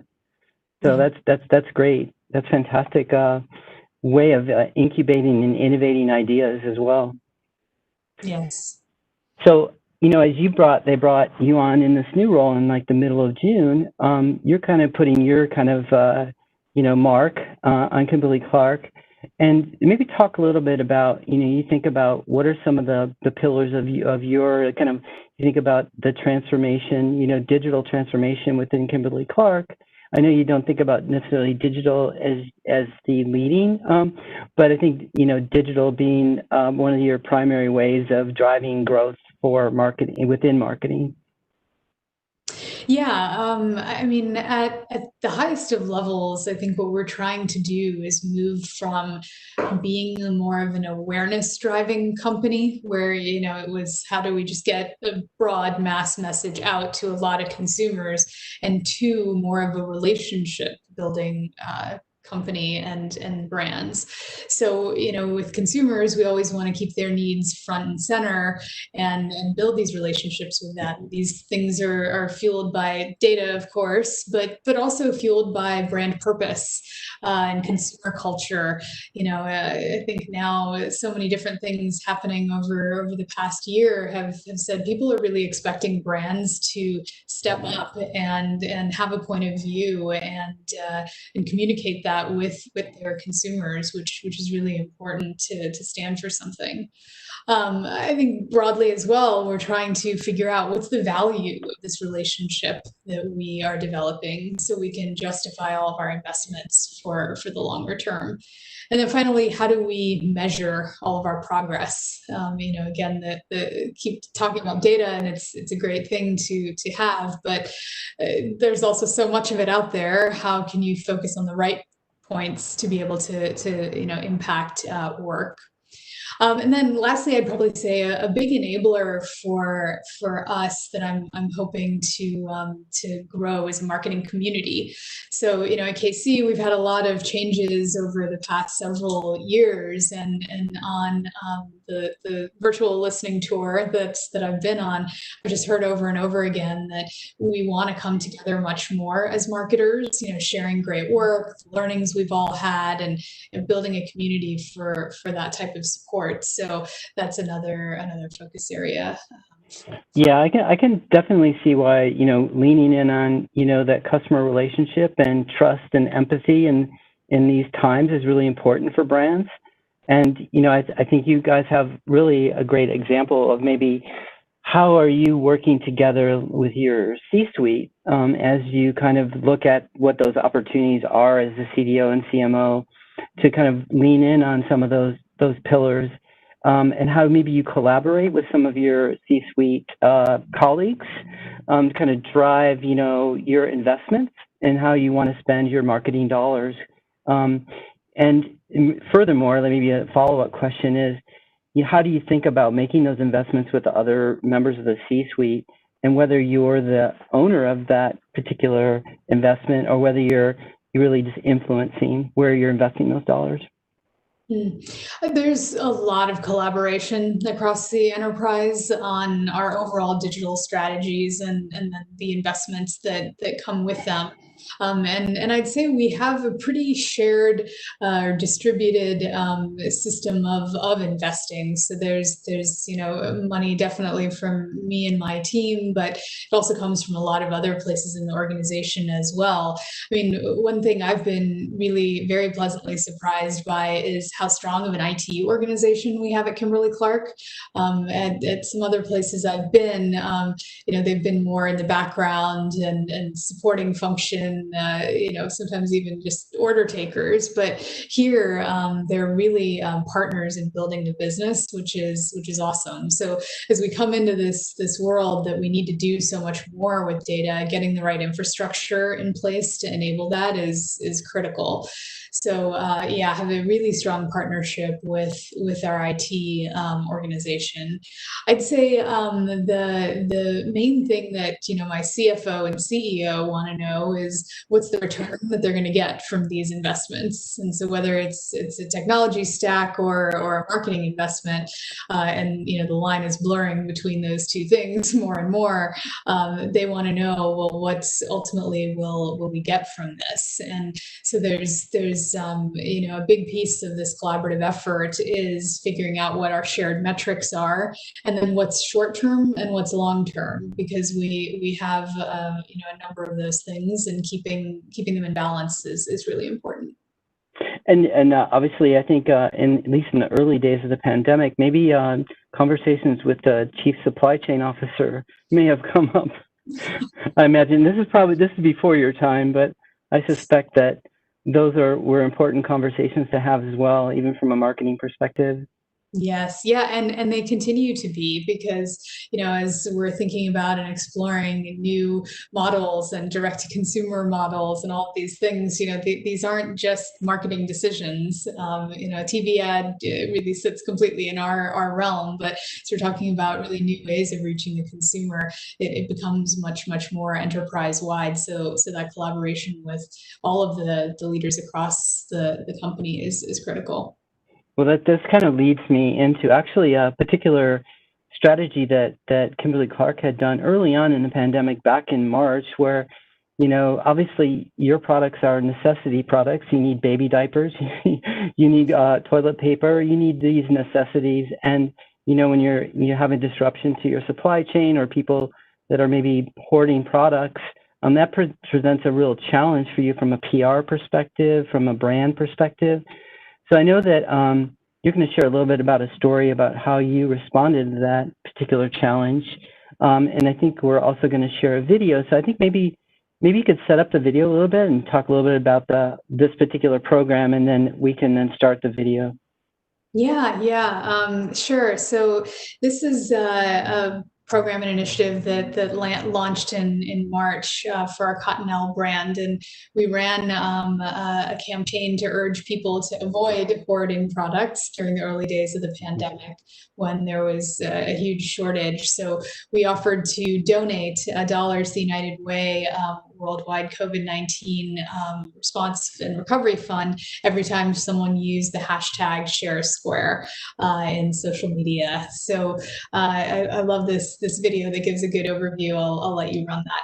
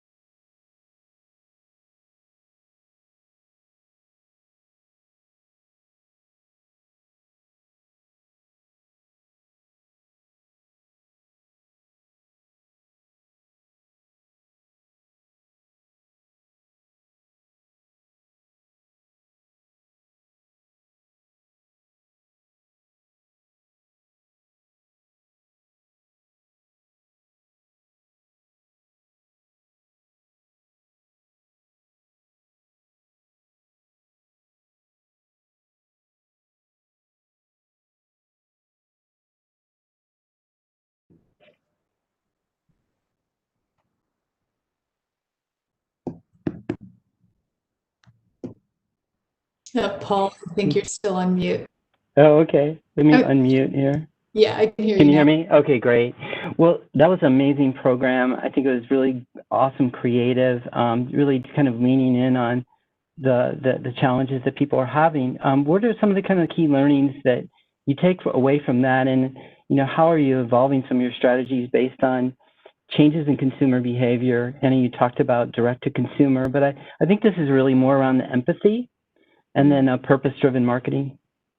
Yeah. I mean, I wish I could take credit for this initiative. It was such a good one, but it was just prior to my time to joining the company. But I mean, I'll talk about the learnings that we've had from it. I mean, at the time, first and foremost, we had to make sure that our employees were safe. So putting the right protocols and everything in place, given all the uncertainty about the situation and then all the demand on top of that wasn't easy, but it was the right thing to do. So we took the time to do it right. And once we were able to ensure that employees could work in a safe way, we had to do a lot to manage that supply chain to ensure we were making as much toilet paper as possible. And people sometimes think, oh, that's easy, right? Just turn the machines up to 11. But the way that our supply chain and I mean that of most companies today is set up, it's pretty tight. Like we operate at very high levels of efficiency, and no model we had could have predicted this huge surge in demand. So, we had to tune everything for maximum output. But once we had that, the team really thought about, okay, toilet paper is almost never in the cultural zeitgeist. So what could we do to be part of the conversation, but in a way that shows the care that we have for our consumers and our communities in this unprecedented situation. So I think it would have been relatively easy for the team to jump into a line of messaging about availability or, hey, we're maximizing our capacity to provide for people. But, at the end of the day, we are all still going through this really strange, unique, and very hard experience. And it felt right to bring consumers along on the journey of helping and encouraging them to share rather than, stoking the fire of hoarding for themselves. So we did just that. And I think it drove a lot of great sharing, engagement, and brought what I would like to think is a little bit of positivity to a rough time. So that's definitely something that we're going to carry forward. How do we stay laser focused on the needs, both product and emotional, of consumers, and reflecting our company's mission and values through the actions that we take. The other thing I'll just add about one thing I hope we carry forward is the internal energy to break through barriers to make stuff like this happen. It was 96 hours, they told me, from this idea's conception to launching it, which is unheard of, even in the tech world where I'm coming from, and things move fast. And so everyone just got in a room, figured out who the right decision makers were, made quick calls, and accepted risk. And that type of agility is critical to this new world we're living in, to respond to all these ever-changing situations and to be a bigger part of consumer culture. So I hope we don't have to do it that quickly in the future. Yeah, but don't have to pivot that quickly. Now that we've developed the muscle, I think we're going to be using it more and more. Yeah, I think another example of that might be, are you experimenting with any innovations around direct to consumer, given the contactless world that we live in, and the ability to deliver product directly to consumers? Have you experimented in that space at all? Yeah. I mean, it's cliche to say COVID's changed everything, but it has. It's accelerated a number of initiatives that we had underway, everything from new product innovation to marketing to channels to consumers. So yeah, we ran a number of tests in several different markets with D2C, learned a lot of good stuff. I can't give away too many of the exciting things we're working on, but I would say that the biggest shift has just come, as I mentioned earlier, in this embracing of new ways of working. Of course, with all of us now working remotely and doing things like this remotely, it's remote working in one sense, but the other bigger thing is that agility that we've embraced. Things that would normally take many months to get analyzed and approved through all the different committees and layers of the organization, we were able to get going because we had to do them. And for me, coming into an established company like KC from the world of tech, I've just been really wonderfully surprised about how agile the organization can be when needed. And I think that's one of the silver linings in all of this is I don't know if we would have gotten to where we are as fast as we did without the push of the situation we're in. But now that we've seen it, now that we've done it, I think it's going to become more of the norm. No, that's great. I think there's kind of three principles I know at Amazon that we focus on. One is an obsession with the customer. The other one is a bias for action. And then the third is kind of innovation. And so we kind of try to build those into a lot of the work that we do, and both on the AWS side, which I'm on, as well as the Amazon retail side as well. So great stuff. I think we have probably time for one more question.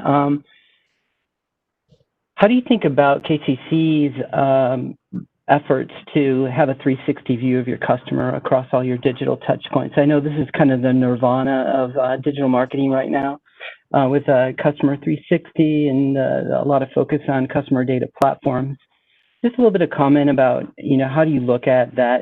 Is that something that you're striving for? Something that you're looking at including in kind of your overall roadmap at Kimberly-Clark? Yeah, absolutely. I mean, I think we have a good start here, but still a way to go before we're a powerhouse. I mean, building those relationships I talked about means getting and using first-party data, but also integrating it with second and third-party data to build that identity and unified profile. So we're just at the start of getting insights from all these different data sources and tying them all together. But our goal is to ultimately have a very orchestrated journey journey for a consumer versus a lot of disparate touch points. And so we're thinking through, there's a lot of different sources of data, some of them harder to get to than others. So how can we really build this holistic profile and then really target our consumers with the right messaging at the right time? So still early days, I'd say, for us. It's definitely the holy grail, something we're working towards. Yep, join the chorus. Many people are in the same situation as well.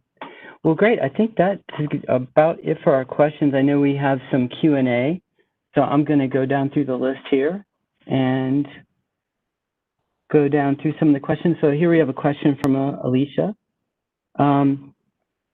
Your emotional intelligence and empathetic approach is so refreshing and important to giving people inspiration and strength during a difficult time. How have you handled your family and life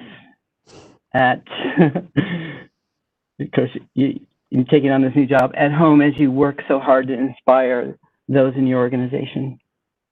That's a great question, and I love that you're asking that. It's something that I try to take time to do with all of my teams because, I mentioned all this agility, all this great remote working, I haven't missed a beat, and it's really hard.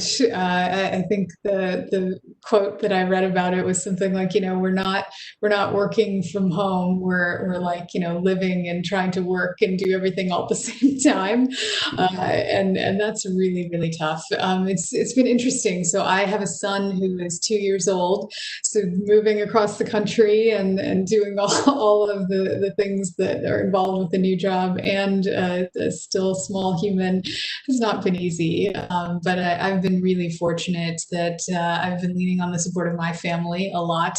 My mom is here with us now, watching him while my husband and I are both working full time. So it truly takes a village to be able to do everything that we do, and in these times it's often not the people who thought it was going to be. So yeah, it hasn't been easy at all. But I think for me, I've been so fortunate to be inspired by so many of the people that I'm working with that it makes work fun and a bit of an escape from everything else going on in life.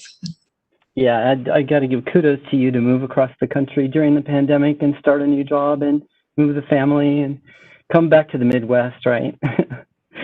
So next question is, did you have a professional mentor early on in your career? And how did you use that relationship and how did it impact your journey? Yeah, I've had a few mentors along the way and also sponsors. I don't know if everyone has kind of heard about the concept and the differentiation between them.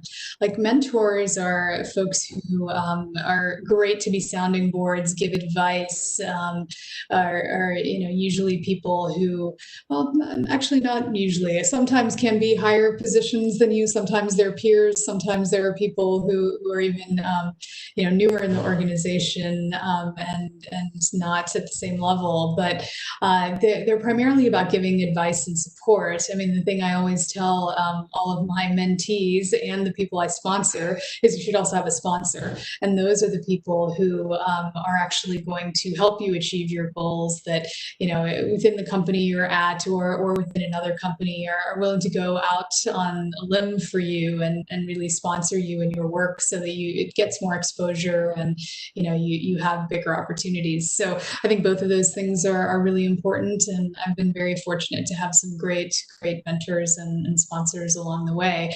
I'd say reach out. Most people are pretty open to it, and if you see someone that you are inspired by and want to get their connection and support, whether in mentorship or sponsorship capability, reach out to them and see if they're open to that. Yeah, I thought it was interesting that you have a computer science background and now you're a digital marketer. So that's probably a great combination for your role of CDO, CMO. Yeah, for sure. And I know you have a background in that too. So I think that the analytical thinking from more science and analytical background actually serves us really well in the world of marketing that we're in today. Great. Next question we have is, many brands have drastically reduced media budgets over the past few months. How have your media plans been adjusted? And if your budget has been reduced, have you gotten more creative and efficient with the dollars that you have? And then I actually have a follow-up question to that, more around what functions are you bringing in-house versus how are you using your agencies more effectively with outsourcing?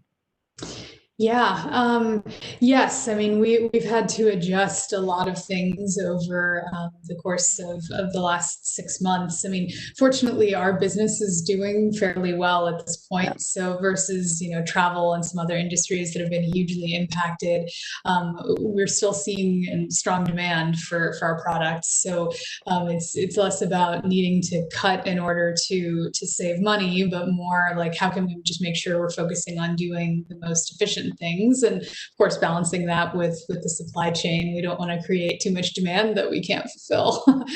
But we have been balancing it. We are still investing, and we'll continue to do so. But the push is always there for doing it efficiently and doing it better as we're getting and doing much more in the digital world. It's about personalization. How can we get much more of our spend to be personalized? We've seen huge increases in our returns there. So that's really where we've been focusing is personalizing and spends as effective as possible. And then have you moved certain functions from agencies in-house? We are exploring a lot of different things. I mean, I actually call it right housing. So not out housing. Out housing, is that a word? But it's about what's the right mix of things that you need to have within both your own organization as well as externally to be able to do the type of marketing that we want to do. I talk a lot about how I'm trying to drive our organization to be more about hands-on keyboard marketers, and what I mean by that is marketers who are really in the details of their consumer. And I don't mean reading a once a year insight study about them, but really every day they're in the details of their marketing work. They're checking what's working, what isn't working, they're pivoting what's needed. They're aware of overall product and category trends. Getting our marketers to be more hands-on keyboard is an evolution for a traditional CPG company. As you probably know, most of the time, in the past, CPG marketers were viewed as general managers in training, and their role was really to manage agencies and manage cross-functional teams and not really live in the work itself. I think that was a lot easier to do when the outcomes for marketing were all about, how long is your TV flight? How many coupons are you going to drop? But now it's these relationships that consumers really expect to have, on their terms, of course. They're always changing. There's always fluctuating all the data that we have available to us. So this is where you need marketers to be really comfortable with all of these signals that are available to them, and then also comfortable with making decisions based on that and iterating the execution. So I think, as far as in-housing, there won't really be any sort of company that does 100%, or any big company that does 100% of all their marketing in-house. But of course, no one does everything outsourced either. So the question is just, where do we sit in this spectrum, and how we do things better and faster while still maintaining our efficiencies. Well, great. This has been really a pleasure, working with you, and really sharing this with the brand innovator community. It's a great community to work with, and so really enjoyed our time together today. Yeah, me too. Thank you so much for having me, David, Paul, and everyone on the team. I love Brand Innovators. It's been a while since we first started working together many moons ago, and really excited to be back in the fold with you all and doing much more. Well, we are thrilled to have you back in the fold. Where I was talking with Brandon, I mean, he said your family, right? Like you've been with us since the beginning. Paul, you too. I mean, it's been so long. Like I said, from Coca-Cola now to Amazon, it comes full circle. So, two OGs. We really appreciate your time. So thank you for joining us today and sharing with our community. We'll have you both back again soon. This was fantastic. So we really appreciate it.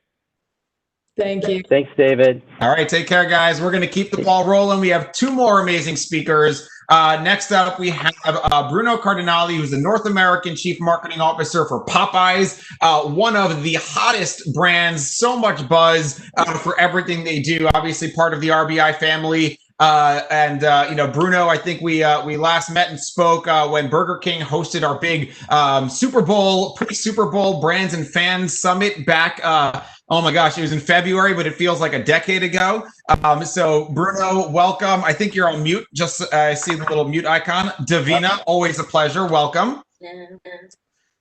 Can you guys hear me? See me? Okay. Yeah. Absolutely. Hi, David. Well, I can hear you and I can see you, so that is my cue to bow out. Davina, thank you for being here. Bruno, thank you for being here. I will turn the stage over to you guys. Absolutely. Awesome. Thanks so much.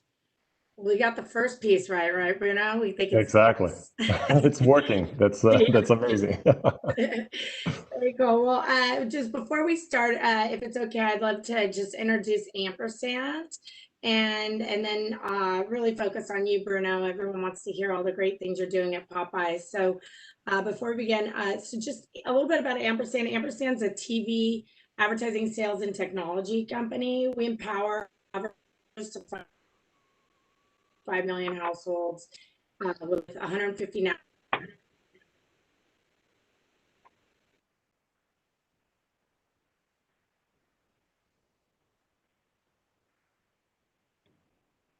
Households in the U.S.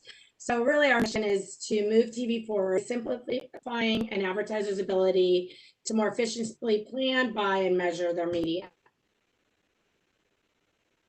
I'm so excited. It's 100 live cast. Perfect timing. Well, I'll keep going and I'm sure he'll join in.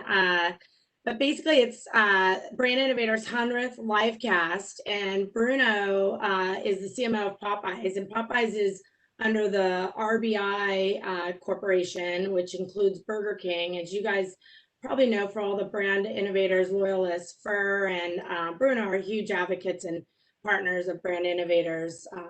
So I think I lost Bruno, so I'm gonna hold tight for Bruno, our star of the show, while we're waiting. But hopefully you guys are enjoying all the content today. So give us a minute.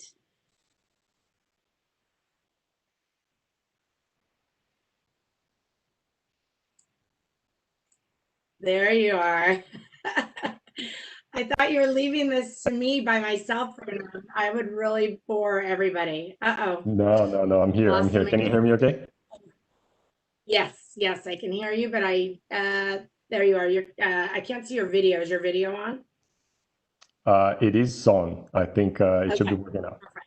All right. Okay. So the beauty of technology, it's working. So happy. There's no way I could fill 40 minutes by talking about Ampersand, or maybe I could. I don't know.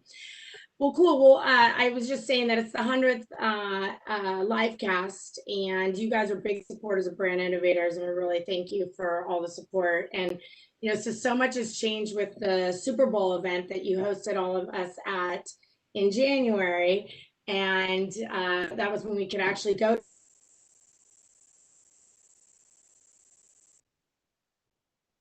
And so now things have been, we're here, right? And we're in our 100th virtual session. So talk a little bit about Popeyes and the journey you've been on through everything going on with COVID and just in general, the brand in general. Yeah, absolutely. Look, I mean, it's a pleasure to be here with you, Davina. It's a pleasure to be with Brand Innovators as well. I hope everyone who's joining us is staying healthy, staying safe, and staying well through this period that we're all going through, right? So it's actually unbelievable. I think David's saying that we actually met back in January. It feels like almost 2 years ago, but it was only end of January. But it's great to be here with you guys today again.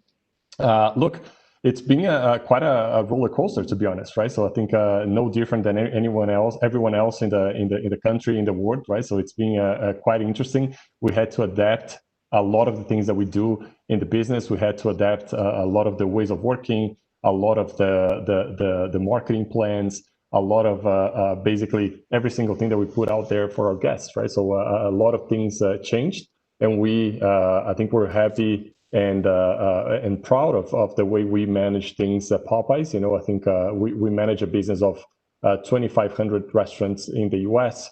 So it's a pretty sizable business, right? So it's not as big as the big players, but it's still quite sizable. And I think we went through this period together, working with our franchisees, working with our partners to really go through this period and really staying tuned to what was happening, you know, in society with our guests, how guests were, you know, feeling about the whole situation, so that we could, you know, put the right plans in place and the right, you know, offers, and to give our guests the best experience that they were looking for. You know, like really, you know, we went through phases basically, right? So right at the beginning, people were super confused if restaurants were open or not, like as simple as that, right? So I remember having a conversation with the agency partners, and we were like, guys, we just need to tell people that we're open for business. You know, like it's as simple as that, like going to the most basic things that you can think of, you know. So, and then, you know, giving confidence. And even we had occasions in different cities in the country that even law enforcement wasn't 100% certain of the mandates, right? So some cities were shutting down every single restaurant, but then realizing that they were not supposed to be shutting down restaurants because drive-through was still working. So it was a lot of work, but I'm glad that we're kind of like coming out of that craziness that we went through, but in a great shape. So happy to be here. Yeah. I mean, you know, the franchisees, I'm wondering, you know, how did that, I mean, that's always a challenge for the category, the franchisees relationship, and I know how important they are to the business. Can you talk a little bit about how you work with your franchisees? I mean, how were you able to have the success in that communication with all of the craziness and the fluctuation across the country? If you want to talk a little bit about that, I think that'd be yeah, absolutely. Look, I think it's not a new business model, right? So for the country, there's a lot of companies that work that way. I think our approach to that is really building a partnership, right? Because I think our success is 100% dependent on their success and vice versa. So we gotta be in the same boat. We gotta be, you know, going to the same direction. I think the more practical things that we do is basically, you know, we have a marketing council that we meet with them quite regularly. I actually talk to the chairman of the marketing council on a daily basis, I would say. So, you know, it's a pretty open and continuous conversation.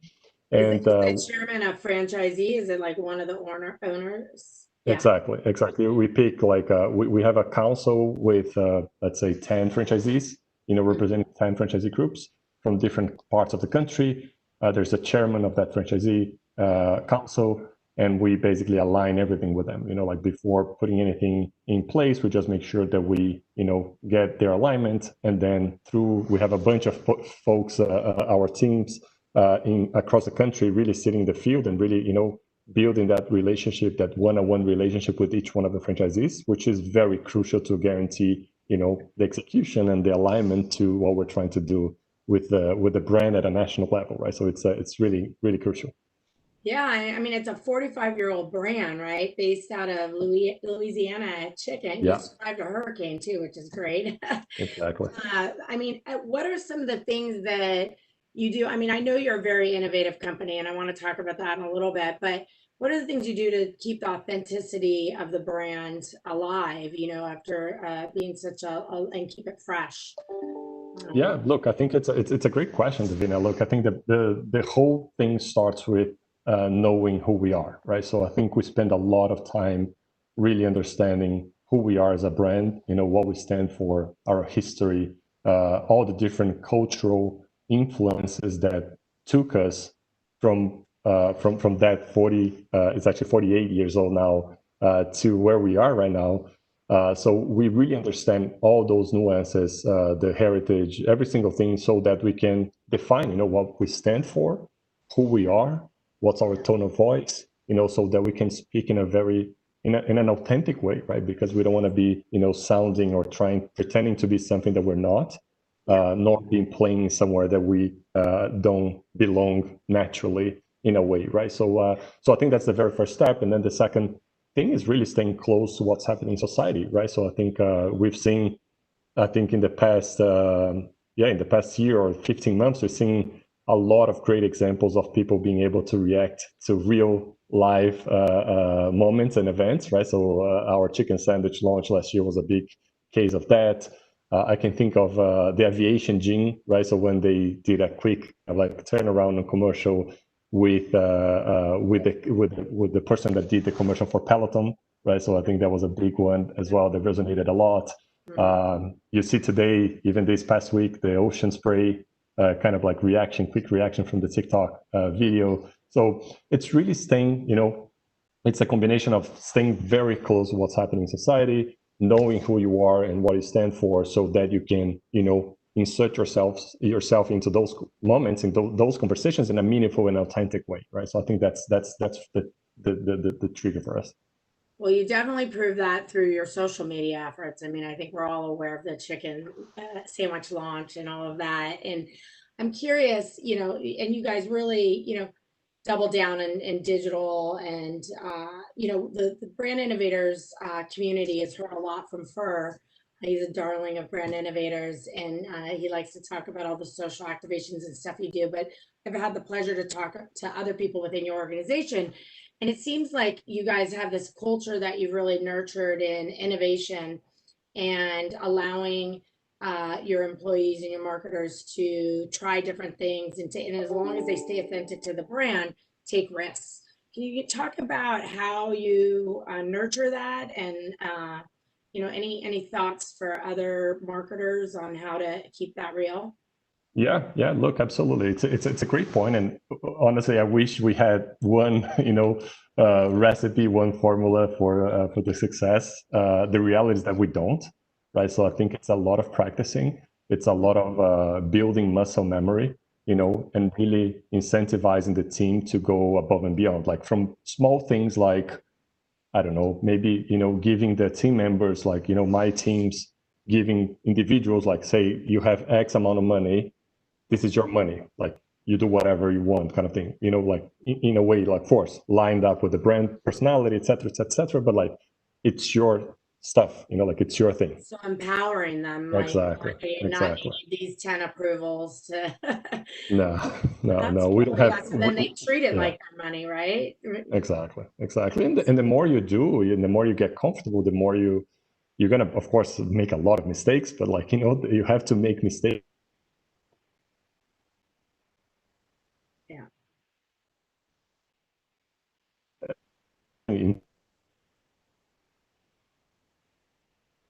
I think you're cutting. Of course.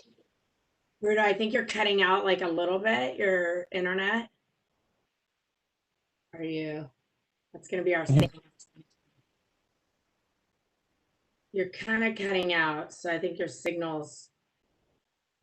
Oops. Oh, can you hear you now? Okay? There you go. Yeah. Okay. I think your internet went out for a little bit. So you were right after giving them their own budget, you went on to another thought around culture. No, I was just saying I could actually hear you all the way through, Davina. Like I didn't lose you at all. Okay. So no problem. Maybe it was me then. Okay. Anyway, so what I was saying is it's a balance of empowering our teams and building muscle memory, right? So really building that routine and that cadence of doing stuff that get us to really push the boundaries and understand the boundaries, so we can push them forward and keep our brand fresh and our brand relevant. Yeah, that's very important. Well, so let's see. So as far as one of the questions that we always like to ask is more about structure and how your team is structured at Popeyes. So do you mind talking a little bit about that? Yes, absolutely. Not a problem. Look, we have on my team, we have a few functions, right, that ladder up to the marketing structure, if you like. One of them is, and when we talk about marketing at QSR, we're really talking about sales and marketing, right? So it's not only kind of like the traditional brand marketing, right? So I have responsibilities over performance analytics, which is all about, sales planning, kind of like we do sales planning on a daily basis, by product level, like, how many chicken sandwiches per day per restaurant, how many bone-in chicken, how many tenders. So all of that performance analysis and sales planning report to me. Calendar, which is in the CPG world, that will be like a marketing innovation function, like it's really understanding the trends and coming up with innovations for each one of the category layers that we have in the portfolio. I also manage supply chain. So the whole supply chain for all the innovation and all the products that we sell in the restaurants. Then marketing, brand communications and media, right? So those two functions also report to me. Culinary, so that's quite exciting actually, which is all the chefs that really work and focus on North America. They also lead up to me. And last but not least, digital marketing, right? So all the e-commerce and all the digital marketing that we put out there in the business. And those different functions, they all fit under marketing. And I also have the privilege myself to sit in the board of the Popeyes Foundation. So which is a great cause that we support, and I spend a lot of time as well with the folks.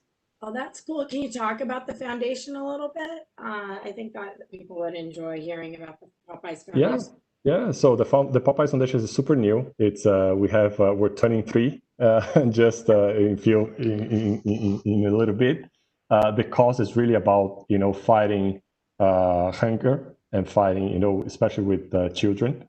So it's really about that. So we try to rely a lot on the communities that we serve and really working with partners that can really help improve the overall and the systemic issue with hunger. I think I lost Davina. I'm not sure. Oh, I see you again. I hear you. So it's kind of, there we go. I see you now. Do you see me? Okay. Yeah, I see you. So funny. You never thought that you would. I mean, we're essentially on a phone call. You never thought you'd be able to not have the phone call because you couldn't see the person, right? It's our new reality. So funny. Well, let's talk about media, my favorite subject, right? So, and I know you like to talk about this, and I think I find you come from Unilever, right, with the CPG background, and so, I kind of see you in a totally different world now, right? Long-term planning at we just heard Anchor on the previous from Kimberly Clark, but long-term planning. And can't make a lot of changes. I know they're looking, as you heard from her, to try and shift that, but then you move to Popeyes and you guys are making on-the-fly decisions in social media and doing a lot of cool digital activations. So can you talk a little bit about that shift and how you manage and maybe what you like about CPG and what you like about Popeyes? I don't know, any insights there?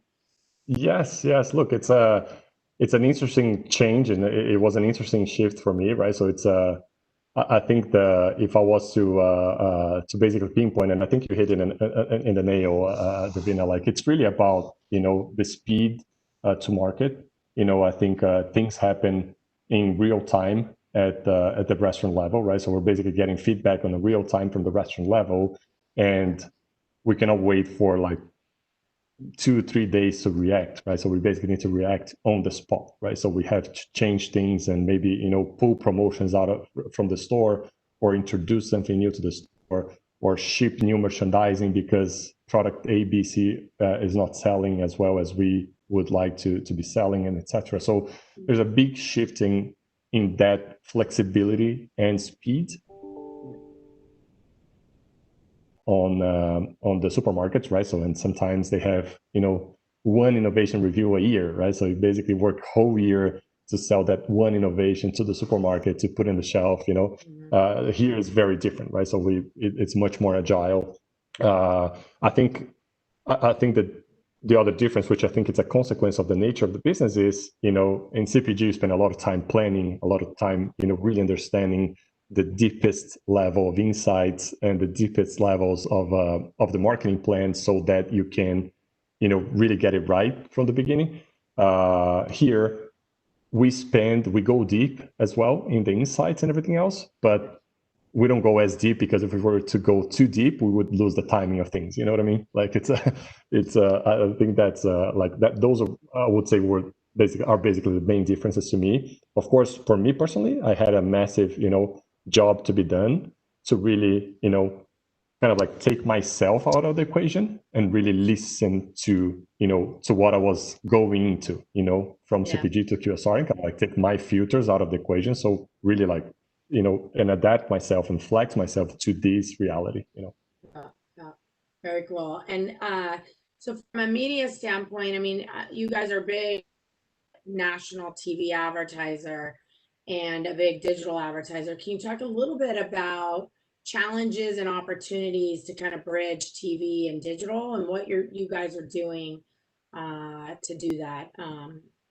Yeah. Look, I think it's an evolving topic, right? So we've been talking about this for a few years actually, and I think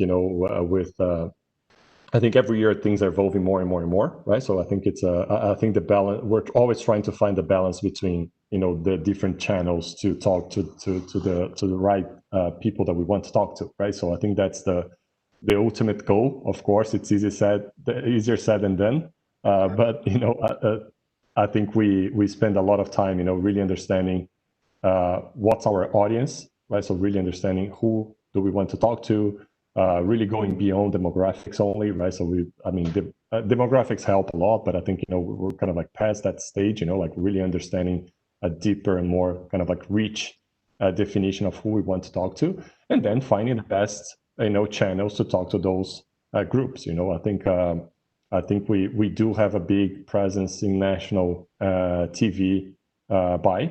I mean, big considering our size, so like not comparing to the big guys, and we're being shifting a lot, not shifting, but we've been prioritizing a little bit of the digital space as well, because of the nature of what we want to drive as an objective for the business, for the brand, or what we're trying to achieve, and the different targets that we're trying to talk to, as well as the different business channel that we've developed since last year, which is delivery, e-commerce. So that's whole portion of the business really requires a good investment to make it work, So that's kind of like, but it's an always evolving conversation that we have, and we're being like working closely to our agency partners to really get to the best balance, the best mix, almost every time, or at least we're trying.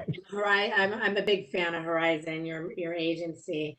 I know, and it's, look, I mean, I think that's one of Ampersand's big missions, is to try and bring a lot of great things of digital to TV, but then, where you've got the power of the content, right? And so we think the combination of all the targeting that digital offers and the measurement and on TV is a great thing. And so I get why you're shifting a little, thinking about shifting to digital. And also, I think we haven't made it easy on you guys to do quick changes and things like that in the TV world, right? And so, I think that, sorry to interrupt you, Davina, but I think that, it's the obsession of, in digital I can track everything, I know every single thing. On TV I don't. So that's kind of like, and if it depends on the company that you are, like, it's natural that you are going to end up, navigating or gravitating towards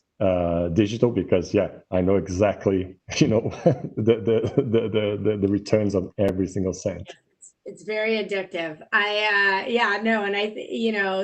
And I think you said this when we talked too, the importance of you to be able to balance awareness with performance, because when you're just following the last click, then you're just only looking at performance. But we know that TV is a big driver of that, right? So connecting the dots, at Ampersand, we're trying to empower marketers with the ability to do that better, so that you can actually follow the customer along the journey. Very cool. Well, and I know we work a lot with your franchisees and doing a lot of geo-targeting as well. Any thoughts around, kind of like, I know my colleague who runs the restaurant vertical is with some folks, and I think some people from your team today on a roundtable. And one of the questions was around like programs that you put in place with the franchisees around media. Do you have anything like that you do, as far as incenting them to do things so there's some consistency, or in the marketing council that you guys do? Yes, we do. So we still have, as part of our marketing structure or investment structure, we have a portion of the marketing that it's really coming from local DMAs, right? So our district, right? So those DMAs, we work together with Horizon and those franchisees in those DMAs to come up with, the strategies, the recommendations, and then working with them to get to the final alignment, right? So the investments that are made to those local DMAs, they are above the national investment that we do as a brand, so we want to make sure that we're using that money in the best possible way. So, we get the best return. Very cool. Very cool. Well, so I think like kind of shifting out of media, unless there's anything else you want to talk about in media that you think is relevant or hot topic that you care about.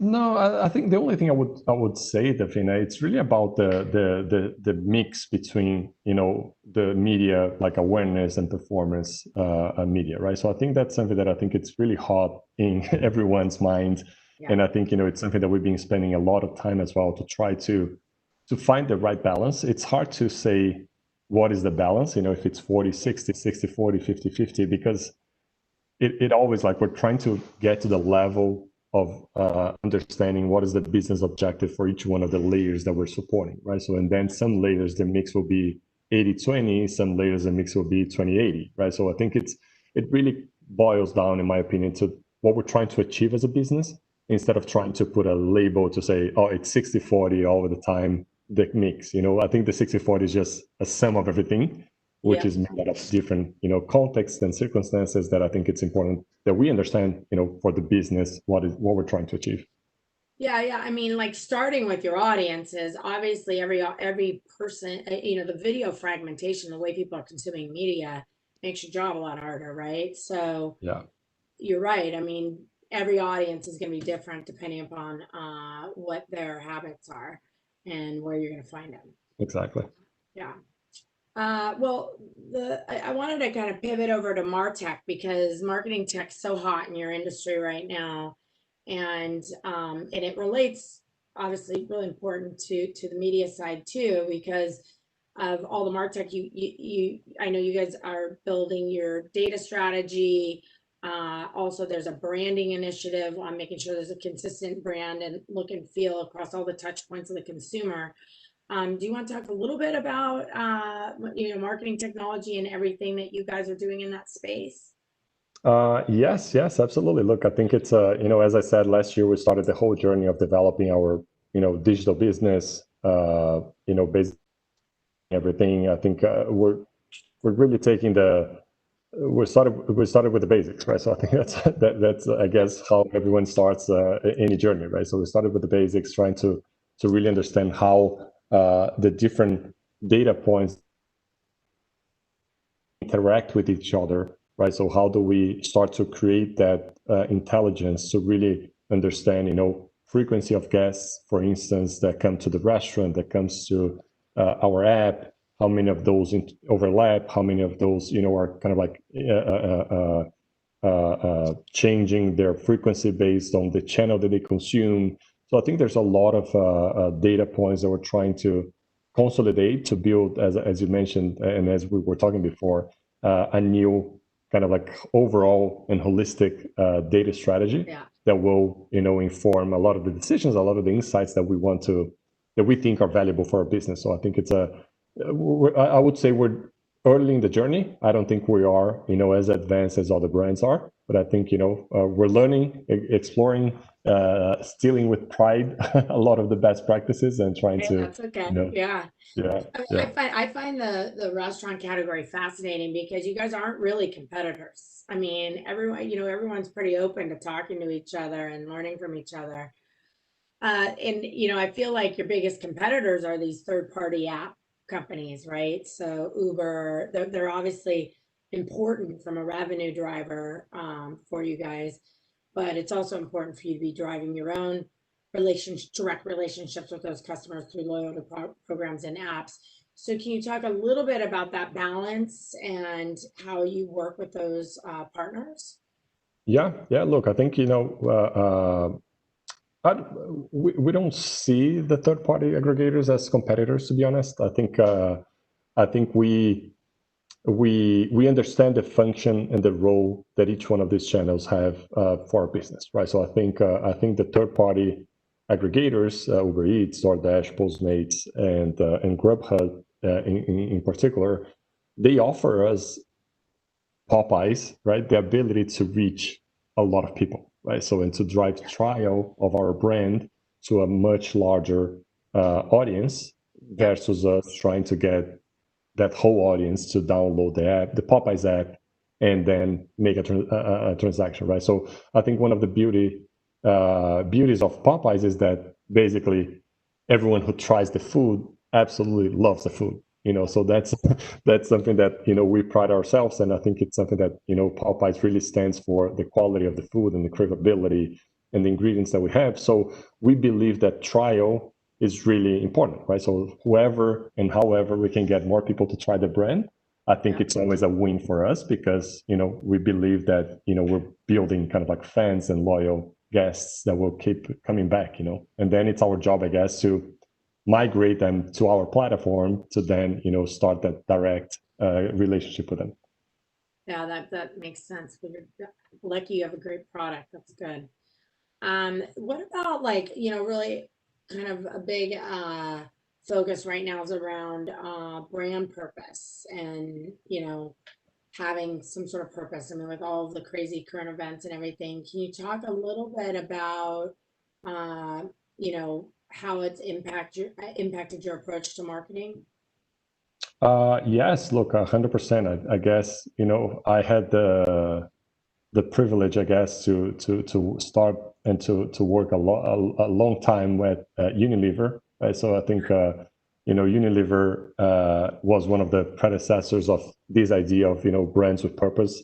Even the previous CEO, right? So Paul Polman, he was the one that basically influenced the UN to have the sustainability goals as a UN standards, coming from it's such a great honor in my point of view to be part of that journey and to be part of that, very early stages of defining your purpose as a brand and then really walking the talk, right? So I think it makes a ton of sense, a ton of difference, in my opinion, because it works as kind of like a criteria, a filter for you to really do what you stand for, and not try to be someone that you're not, I think that's, and people these days, they really smell when someone is not being authentic, right? So it's easy to pick when someone is not being authentic, when someone is not being, really authentic. So I think the purpose really gives that North Star for us to be able to be who we are, as a brand, and to fight for the things that we think are important and the things that really make a difference for us. So purpose is definitely something that it's a massive point of difference, in my opinion, for any kind of company, any kind of brand, because it dictates your North Star as a business.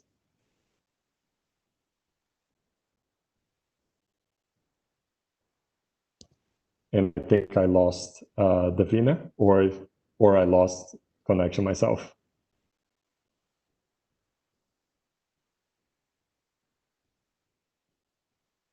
There you are. Okay. Was that me or you? I don't even know. Yeah, I lost track as well, because I lost you as well. I was seeing myself, so. Oh, I was too. I was kind of like, well, you were talking about brand purpose, and I think, it sounds like it goes hand in hand with how you've approached the brand anyways, right? Which is staying authentic to the brand. And Absolutely. That's, consumers require that these days. I don't think, you can get away with not having a purpose as a brand. Exactly. And I think it's important that at least we understand that. And I think it's important that everyone understands that, brands are like people, and brands evolve, your personality evolves, your who you are evolves, and your purpose evolves as well. It's not something that you're going to write on the paper one day and it's going to be there forever. Of course the direction will be there forever, kind of thing, but like, you're going to evolve and you're going to fine tune and shape and create your personality. So I think it's important that we're always kind of like, at least from our side here, we're always talking about brand positioning, we're always talking about brand tone of voice, and we're always talking about brand personality. Like, those three things, we have weekly conversations about this, like, which I think it's super important. That's awesome. I mean, and not being, but I think that's part of your culture too, not being afraid to change, right? And to evolve. And No, that's yeah. important to stay relevant. Well, I think we're going to move to questions. So I have a couple questions here. So one is, so an idea for you. It was, what do you think of the Popeyes Foundation with the help of a vendor partner like Coke? This is a great way to change the mood of your guests. Oh wait, sorry, I'm not reading the whole. Oh, it says, what do you think about brand marketing medium like Seat Peeps for restaurant or hospitality chains to make use of their unusable seating to promote social causes and or charitable in their facilities? Kind of relevant to what we just talked about. Like Popeyes Foundation with Coke, this is a great way to change the mood of your guests when they walk in to your dining rooms, and would definitely drive awareness for causes such as Popeyes Foundation. That's a great idea. I mean, would love to get whoever asked the question, would love to get in touch and talk about it. Like, I think That's it's cool. Yeah, Seat Peeps is the company. Just curious, I mean, any advice for vendors, I mean, and that are trying to bring ideas to you? Any advice for them? Yeah, absolutely. I think the best advice, in my opinion, that we have is to that I have is to bring ideas that are relevant to the brand. I mean, honestly, we don't like me personally, and I think as a company, we don't like to sponsor things or to partner with things just for the sake of partnering. Yeah. Like, it doesn't work that way in our case. I do get a lot of emails and contacts saying, hey, are you interested in partnering in X, Y, and Z?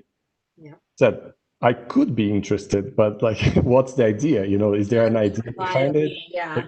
Exactly. Is there like, what we're trying to achieve? What's the angle? What, like, just slapping the logo there? I think it's not the preferred way to work, in my opinion.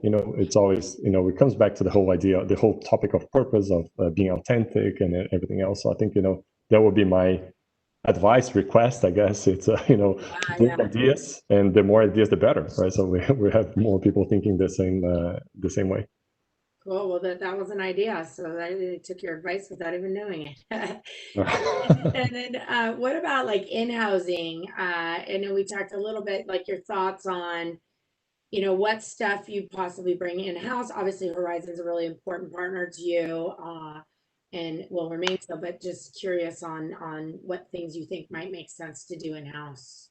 Yeah, that's a great point. Look, I think currently we don't do anything in-house, right? So we have partners, right? So we have media agencies, we have the creative agencies, we have merchandising agencies. So we have all these partners that work with us. We consider them all as part of the family, right? So the team, there's not a like client agency kind of relationship. We have a pretty close relationship with all of them.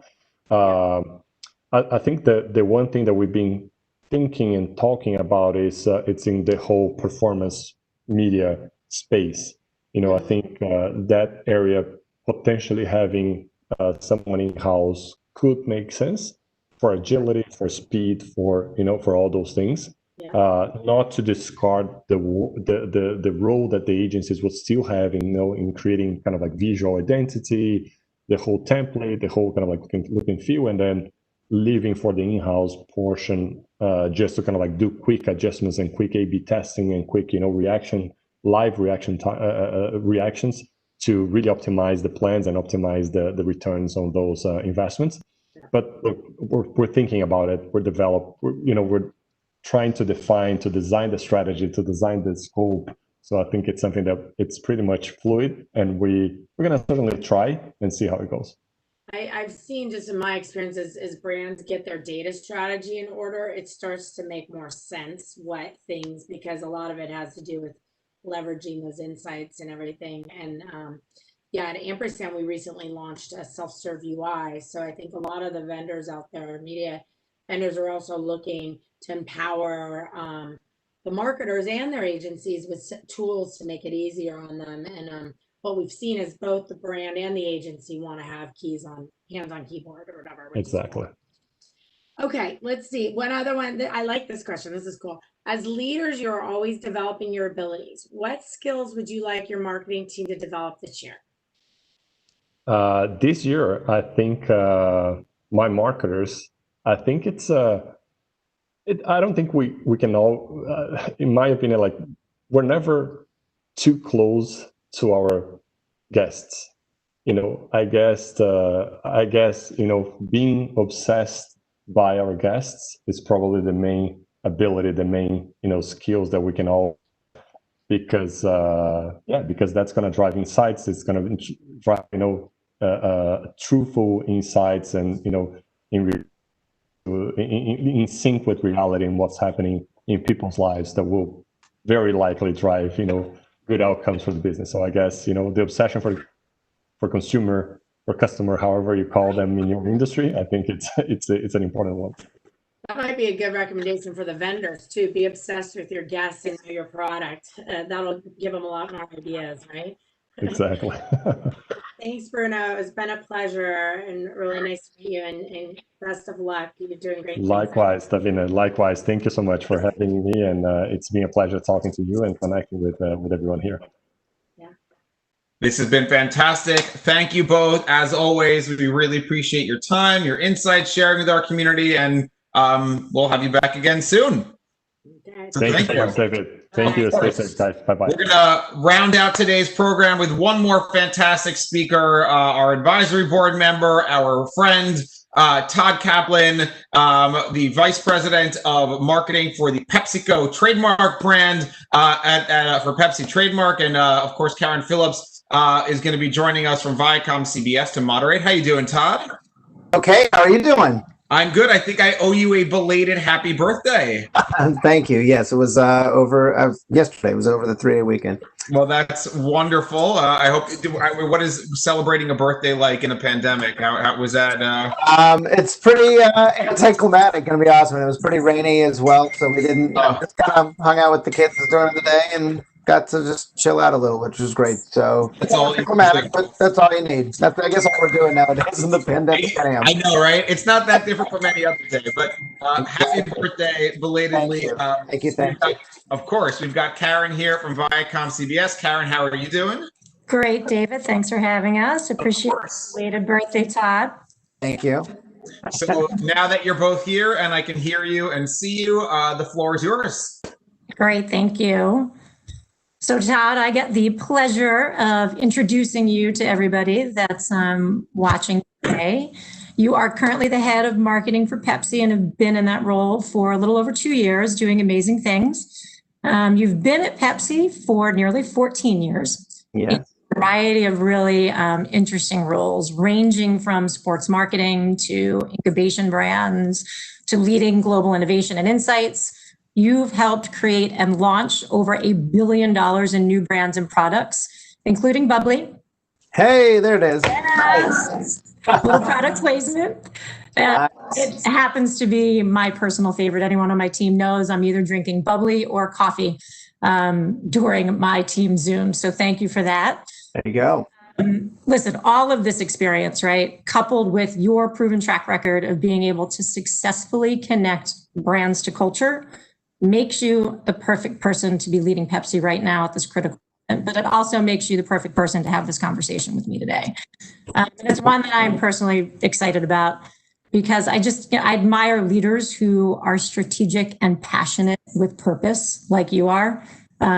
It's part of how I like to lead, and you just do it so well. Thank you. Leading, I think you have this it's you don't play to lose, you play to win. Yeah. And I love it. So I've seen it firsthand because we've worked together for how long? 14 years? We go way back. Absolutely. No. And we, first of all, I appreciate you saying all that. And obviously I've been around for a while with PepsiCo, and yeah, we've been having a lot of fun over here, and obviously partnering with you guys at CBS Viacom for a number of years. I remember my very first year at PepsiCo. My job was helping to create a branded entertainment group, and we had partnered with you guys on MTV, and I think this virtual Laguna Beach we're making, I think when that was all the big craze, and and we've been working together ever since on a number of stuff. So it's also likewise, I'm so just excited to be here chatting with you today, Karen, just because obviously you guys do it better than anyone as well in the industry. So just happy to be here. Thank you. Yep, that was virtual Laguna Beach. Virtual Laguna Beach, which, by the way, is not far from real Laguna Beach, which is not like, I'm from Southern California, so I'm from Seal Beach. So I'm wearing my Lakers gear today, repping them because this past weekend, aside from my birthday, I am super, super excited for the Lakers victory. So just have to get that out there. So, all right. Good. Excellent. I'm glad you were able to express that. It's part of it. We talked about our history and our team's history, but I think all of the amazing partnerships that we've worked on together with your team, with Content Collective, with your brands over the years have really been inspired by and guided by your unique approach to marketing. So I definitely want to dig in a little bit on that. Sure. Now that you've been at Brand Pepsi for just over 2 years, you've turned out some incredible campaigns and content over that time. I'd love for you to talk about how you've kind of repositioned the brand and what it means to you to embrace that challenger mindset. Yeah, no, I mean, well, first of all, I don't take it lightly coming onto a brand like Pepsi. It's been very different from coming from some of my previous assignments. Before this was leading our water business, where, as you mentioned, started Bubbly and Life Water, a very entrepreneurial kind of vibe. Coming into a role like Pepsi, this storied, iconic brand that's been around forever, and there's a weight and responsibility that comes with it. And as you talk about it, the Pepsi's got this great kind of heritage as a challenger brand. When most people think of Pepsi, they think of it in the context of this rivalry of Coke and Pepsi, and it's been going on for years. It's been, a storied marketing battle that's been written about in the textbooks, back to the Pepsi Challenge in the 70s, New Coke in the 80s, all our celebrities in the 90s, beyond, all the back and forth. And so coming in, I wanted to make sure one of the things we did was really re-energize this challenger spirit. And I thought, it was really first important for our team to understand, what is a challenger mindset. And there's a lot of misnomers out there that a lot of people think that, being a challenger brand is just, because you're number 2 or because you're challenged on market share or something. And that has nothing to do with it. That means you're more challenged. Being a challenger is really all about a mindset where you got to challenge something, whether it's challenging convention, a way of doing things, a competitor. And so we've done that across the board over these last couple of years on Pepsi. Everything from as simple as on the innovation side, challenging, what is cola, coming up with Nitro Pepsi, which uses nitrogen gas instead of carbonation, like a Guinness, for this really cool cascading experience, all the way to challenging marketing norms, like bringing a NFL stadium tailgate into your house, because the stadiums are closed, but all the way, what we're most known for is challenging our competitor over the years, as I mentioned. And so we've had our fair share of fun with that as well, but in a modern way. If we go back to the Super Bowl a couple years ago in Atlanta, we launched this campaign, Pepsi's More Than Okay, where we took on our greatest cultural truth that our brand's really ever known, which is the fact that most people's interaction with their brand goes like this. We're in a restaurant, someone orders a drink, and the server says, "Is Pepsi okay?" Literally serving our drink with an apology, which was a horrible experience. And so, we decided to address it head on and have a lot of fun with it with Cardi B and Lil Jon, who are both known for their very famous OKs, and Steve Carell in a fun Super Bowl spot. And did a lot of fun 360 activation around Atlanta, which is Coke's headquarters, taking out billboards that said, "Thanks for hosting Atlanta, we'll bring the drinks," and Pepsi in Atlanta, how refreshing, and all this PR stunts around a cola truce we did where we snuck a statue into the world of Coke around our founder. We just have a lot of fun with it. And it's, we don't take ourselves too seriously, but it really also starts with, as a brand, having a healthy self-awareness of who we are and who we want to be, and what we're trying to do out there. And so it's been a really fun way to kind of get this brand back into the cultural conversation. Yeah, I think, when you think about all the cultural listening that you do, taking something that could be perceived as a negative, that experience of, is Pepsi okay, and turning it into a true marketing campaign, to me. And I just think that was just genius. I love hearing you talk about that. And you also talk about, I think, you're always leading with that consumer first approach. Yep. And you've said things in the past like culture in, brand out. Yeah. How do you tie those two together and explain that a little bit? Because I think it's another one of your approaches that's really unique. Yeah. No, I appreciate you bringing that up. And as you mentioned, I think to me, the way to simplify it is do what consumers are thinking, feeling, to connect with them on their terms rather than on your brand's terms is the simplest way. And so, that's one of the things I'm hoping folks can really take away is just how important it is for brands to connect with culture. And so, a lot of people in marketing, my assertion is that a lot of people are overly concerned with the paid side of marketing in the equation, where a lot of brands spend all their time making TV spots, media buys, ROI analysis, all that. And just to be clear, I know I'm talking to CBS Viacom. That's very important, and that is a critical piece of the marketing mix. However, what I think people lose is they undervalue the role of what I would call cultural relevance, which is this idea of organic buzz. So, the BS test is on social media. Are people talking about it? Did I see it pop into my feeds organically? Earned media in PR or media outlets? Is it on the news? Is it in your article feeds? Are you getting text alerts and things on it? And if you are, then you have an idea that's going to get a lot more topspin and kind of start to spiral and really do a lot, more impact for your brand. And so there's this idea that we've started with my team I call culture in versus brand out. And the concept's pretty simple. If most people as a brand marketer start with what I'd say their blinders on, where they're looking at their brand objective of get, X target, to do Y action by telling them, Z rationale at the end of the day, and then they're going to build creative based on that and put it in a place where they know somebody tells them their target is and convince them. That might be effective for certain things, but I think it's more effective if you start by listening first to culture and what's the context around your consumers.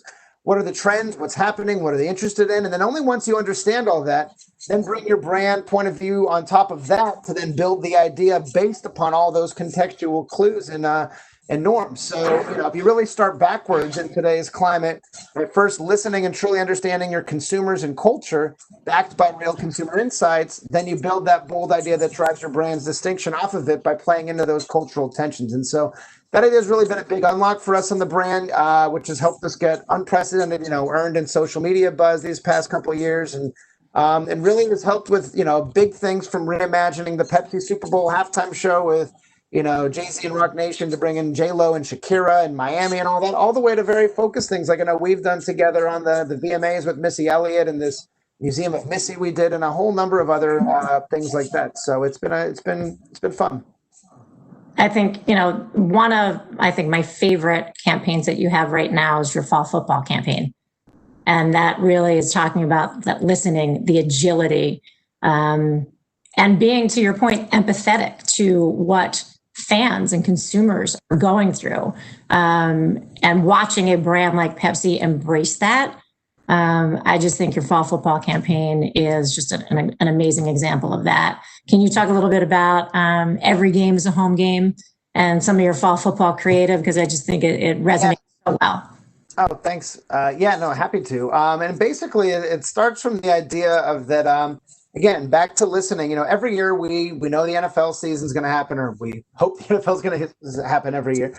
And as an official NFL sponsor, we come up with what's our big plan for Pepsi and what do we want to do? What do we want to say? How do we want to get after it? And, this year was a little bit different, I think, on many fronts for everybody. And so during quarantine, I think it was clear that this was a nation that was starving for sports. People were watching NBA players play Xbox and horse in their driveway.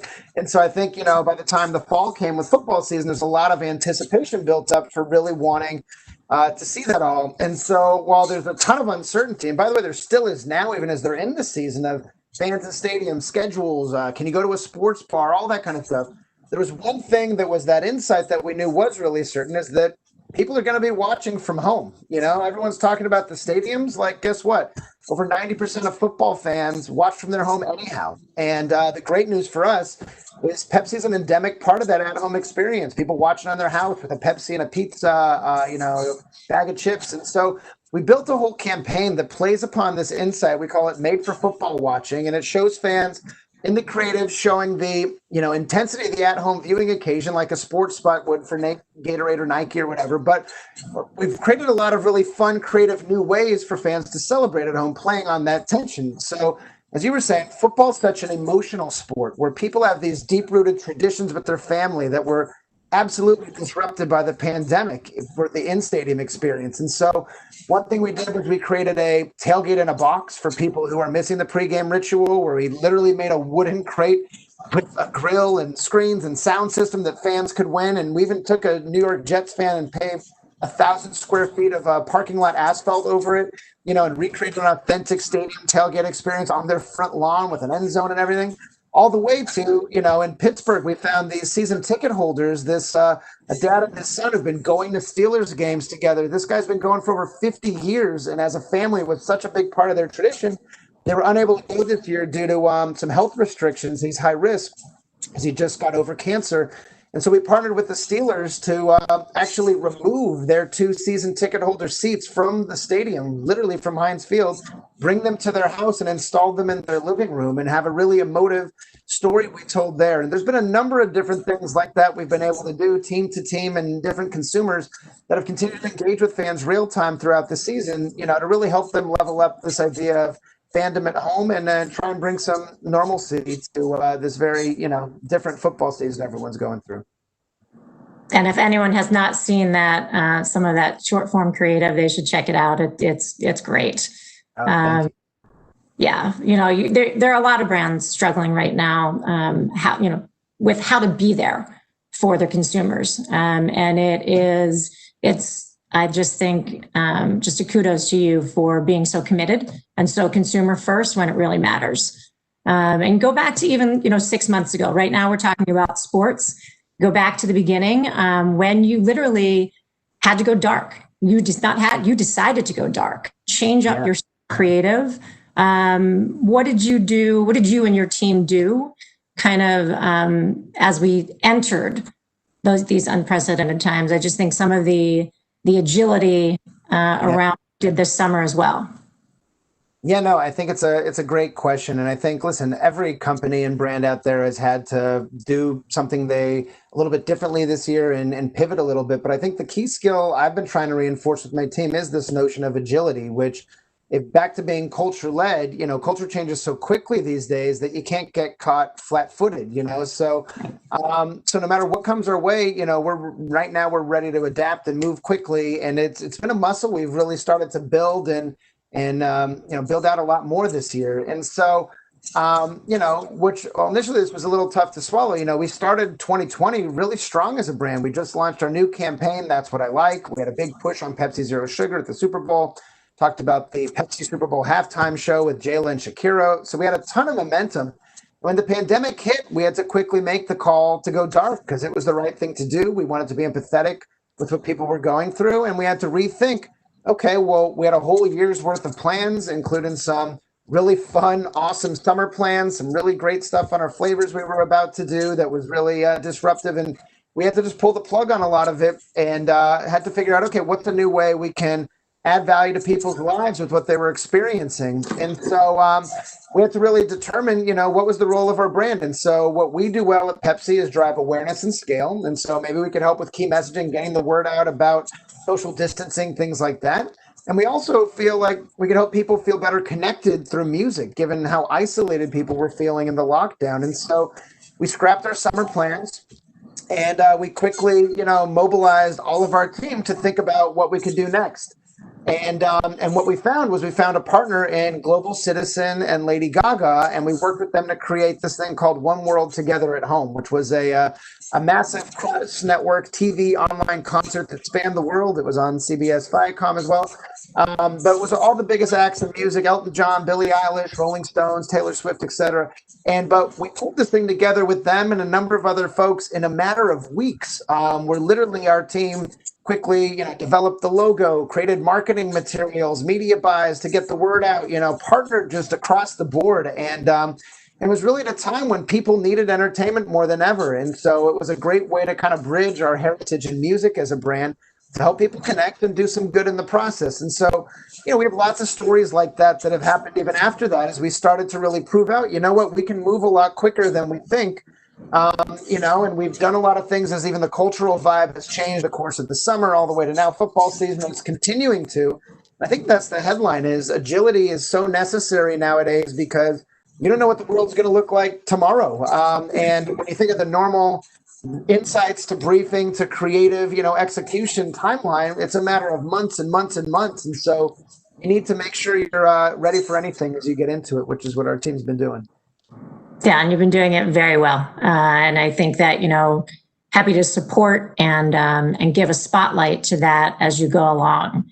We're talking right now a lot about the brand Pepsi. Let's talk about just you in general and your leadership over the last last 14 years.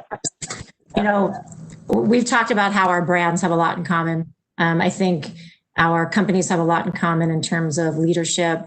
What is it about the culture at PepsiCo that's kept you there, allows you to make sure that your team has an environment to grow, and makes them want to stay and grow like you have?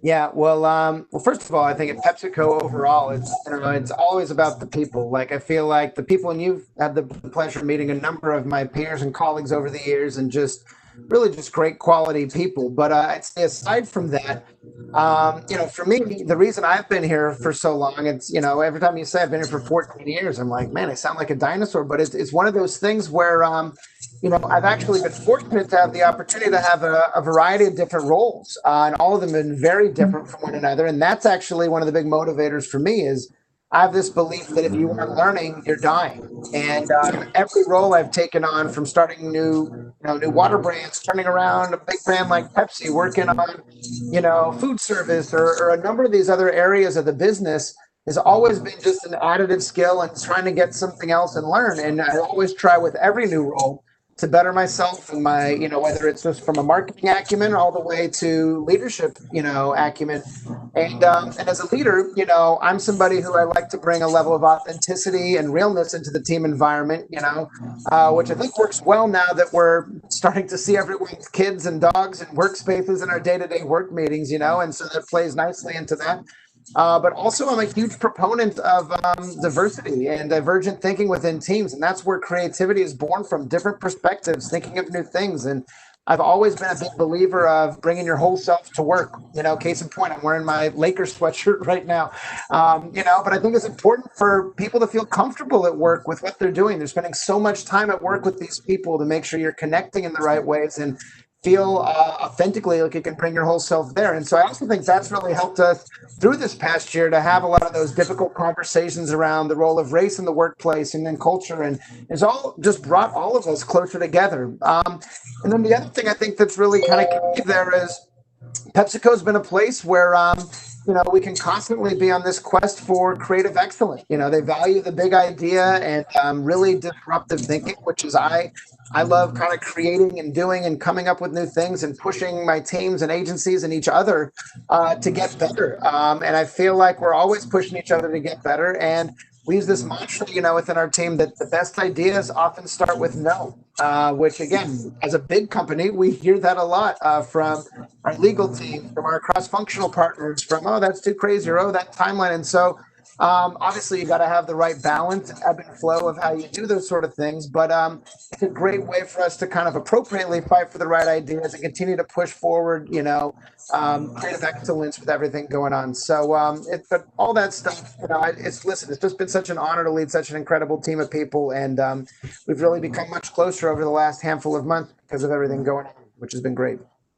Yeah, I think the seeing each other over Zoom and seeing, what people's lives are like while they're trying to work has certainly brought us all closer. You talk about the culture at Pepsi. One of the things that you do is rotate roles. People move around, right? And I think that is something that, when you talk about the diversity of ideas, making sure that people are well-rounded. Can you talk about, as a strategy within PepsiCo. Yeah, no, it certainly is. And it's one of those things that while the flip side, I'm sure it can be very annoying at times for partners like yourself, where you're building great rapport and then a new person comes in and is like, oh, I want to change this strategy or that. The great thing is it's really focused on investing in talent development and giving new stretch assignments, whether it's from a leadership, from a functional skill, a side of the business, something like that, and really just finding ways to connect people to different parts of the organization. And as you stay there for a number of years and everybody's rotating around, you build a network of people in different parts of the organization, which also helps. And it really broadens your horizon on how to think. We've been talking about this thing since COVID hit as well. We call end-to-end thinking or end-to-end communications. And a lot of that, it's very easy for marketing to think in a silo about, what campaign we have to launch or what ad we need to make or what product we need to get behind or whatever, without understanding there's a bigger portfolio issue going on. We have the safety of our frontline associates. We have a whole portfolio of tea, juice, water, coffee, all these other brands that are also making similar trade-offs. And so trying to think through with that portfolio mindset has been, I think, also another really good thing we've been trying to do this year. I think that's great. I think, you also talk about that, and you just mentioned it about, some of the best ideas come from a no. And you get that type of thinking, that type of risk-taking thinking when people are, moving around the company. Can you give us an example of one of those ideas that potentially came from a no?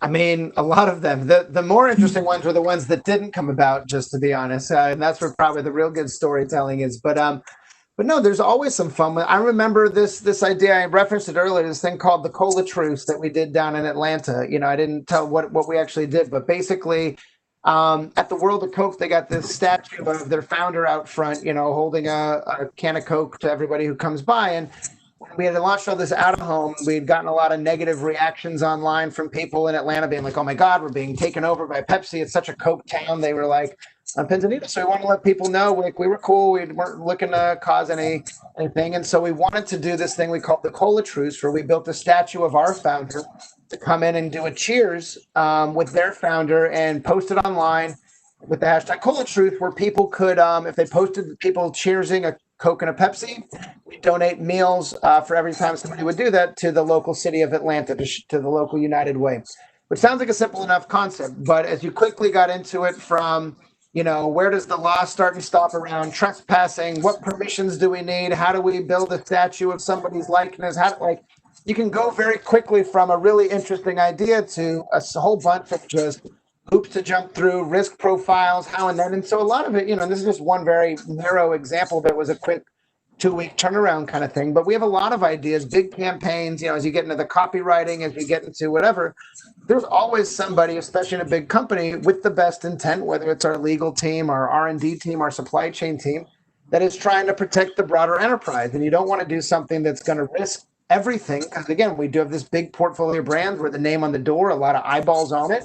At the same time, you don't want to compromise what is a great creative idea. And so you got to walk this tightrope a lot of times to really give and take and sit down. And it really forces this idea of collaboration and partnership with all your key stakeholders internally, which I think my team now does exceptionally well, where we're constantly bringing everybody along, connecting the dots to everybody, back to that idea of end to end, where if everyone's brought along on the journey, they know where you're going versus like the 10 reasons why this doesn't make sense or that, if you're looking at it through only the lens of your function. And so it's been a helpful unlock for us as we've done a number of different things and continue to push us to what I think are, a lot of times better ideas that have a lot more tension and intrigue in them. Yeah, and I think, executing those ideas when your team, that end-to-end mentality, and then communicating them to folks like us on our side, communicating that end-to-end, communicating your goals is something that I think your team does exceptionally well. And then, it results in great products with partnerships with, across the board. So I want to leave a few minutes for questions. I think you and I covered a lot, but there's a bunch of questions popping up now. I think some folks are anxious just to hear a little bit about, when you experiment in social media and with different platforms, how does a brand like Pepsi go about doing that? in social media and different platforms. I mean, we're always trying to look for what's next and seeing what's out there. You know, you can imagine at PepsiCo, we get pitched everything under the sun from every partner out there. You know, they see us as a big bunch of money, you know, but it's at the end of the day, it comes down to where are consumers spending their time and what's the best way to engage them. And a lot of times, back to that culture in approach, right? It's not just about where to reach X consumer, but what's the right medium to bring the creative to life. I remember when we launched Bubbly. You know, one of the things we did was that's a brand when we built that in the sparkling water category was really all about bringing this idea of playfulness to an otherwise kind of very functional, boring category, you know, and doing it in a fun way. And so we looked at this idea of GIFs. Right now, GIFs are kind of the language of play is kind of as we think of it. And that was just kind of an emerging platform at the time. So we were one of the first big partners of Giphy at the time, you know, and really we made 1,000 GIFs of Neil Patrick Harris and had all this and really leaned in there all the way to more recently. We just did a concert on Triller, you know, last week, which is a really emerging platform. We've done stuff on TikTok, you know, we're always looking at kind of what's next. And then on our kind of core social, are continuing to engage in a more real-time nature on places like Twitter and Instagram and have more of a dialogue with consumers rather than, again, it's not a reach vehicle, it's an engagement vehicle to really connect with consumers on a much deeper level. And you're talking about, you know, some of the things that PepsiCo has been doing, right? I think some people are asking, who else do you think out there, as you've seen brands pivot, how are they doing it right? Can you give a couple of examples of who you think is doing it right? Yeah, I think there's, I mean, a lot of people are doing it right. And I think as you talk about this year, everybody has had to just go through such different, you know, hoops, you know, within their own organizations to figure out how to adjust their brands and all that. And to me, I think the brands that are all doing it right are the brands who really know who they are as a brand and they don't overreach. They're not trying to be something else. You know, if you can erase your brand's logo from the creative and put another one's on, it's probably wrong, right? And I can't tell you how many times during the pandemic, I would see, you know, the piano keys start and we're all in this together. And you could have literally had any brand, but it's all very noble, good stuff that was happening. But so I think it's this balance of, you know, brands who know their lane. So one I think that does that tremendously well is I like what Anheuser-Busch is doing. You know, they know the role that they're doing with, you know, with Bud Light, with Was Out, and they brought that back, you know, around the pandemic as a way to reconnect with people. They've done a social distancing pack, you know, of 6 feet apart, you know, a lot of like silly fun stunts and things like we're doing some similar things in that regard as well. But, you know, brands that don't take themselves too seriously, they know the lane that they should play in and really continuing to lean in there. Great. And then a couple people asking about Super Bowl halftime show, knowing how many you've been a part of. A few people are asking what is your favorite Super Bowl halftime show and why? Wow. So, so I, you know, not to go through my whole history, but I was leading our sports marketing efforts during our first Super Bowl halftime show with Beyonce. It was when the lights went out in New Orleans, when, you know, that whole thing happened. And, you know, and that was a really fun one because we had actually made the first fan-led intro for the halftime show. I think the 10 seconds prior had, I think, a couple 100,000 fan photos tell the countdown and all that. And there was a lot of fun. Just it was our first big foray into this space. But I think year after year, it's just only gotten bigger and better and more exciting. Obviously, last year was awesome with J-Lo and Shakira and was a ton of fun getting that going. And I think this coming year, you know, will be even more fun, which we're really, really excited about when we're ready to announce anything on that front. But it's just really been a great platform that embodies what the brand is all about. This idea of unapologetic enjoyment on that kind of big stage where and music and culture all coming together. And being able to be a part of it and help shape it and, you know, partner with the league and Rock Nation and the artists has been just awesome, just watching it grow and evolve over the years. Great. Everybody is looking forward to what you have in store for us this year. Yeah. Stay tuned. You touched a little bit on your history. There are a few questions that are all kind of the same theme for, you know, people that are just starting out. They want to know what advice you would give what was your path? Any, things that they should do, not do that you did, that any advice you can share? Yeah, no, I'll give a little bit more about my path, I guess, in that regard. So, like I said, I'm from Southern California originally, did my undergrad out in the Midwest at Northwestern, and then sports marketing. So I did a lot of work with Visa International on the global side. I'm just really cutting my teeth. I was in the agency side, but based in-house at Visa's headquarters there. Got to really understand big events, really just see how a lot of the worked on the global side and all that.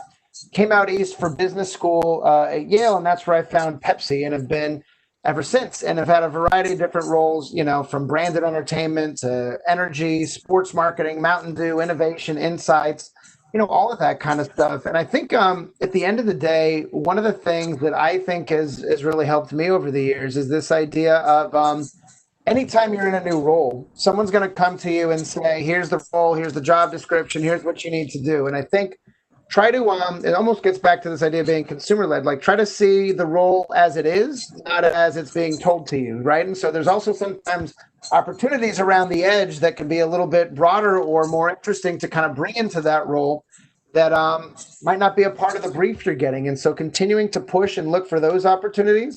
And then I think the other thing for me, a lot of people who talk career talk to me about the idea of getting an MBA or not, as an example. And I went to go back and get my MBA, and listen, there's no one right or wrong answer, especially in marketing. What I usually tell people is that when you call somebody who went to law school, you call them a lawyer. When you call someone who went to med school, you call them a doctor. You call someone who went to business school, just a dude with an MBA. Like it doesn't change really anything other than it broadens your purview, it broadens your network and all of that. And so I don't know that I tapped into a lot of that stuff directly out of business school. I'd say now at my level, I'm tapping into a lot more of that as you look at the organizational behavior stuff, or I'm interacting more with finance and supply chain and having to understand a little bit of that. So but the point of that is there's no one way to do it. And that it doesn't say, if you go to business school or, you go to this kind of internship.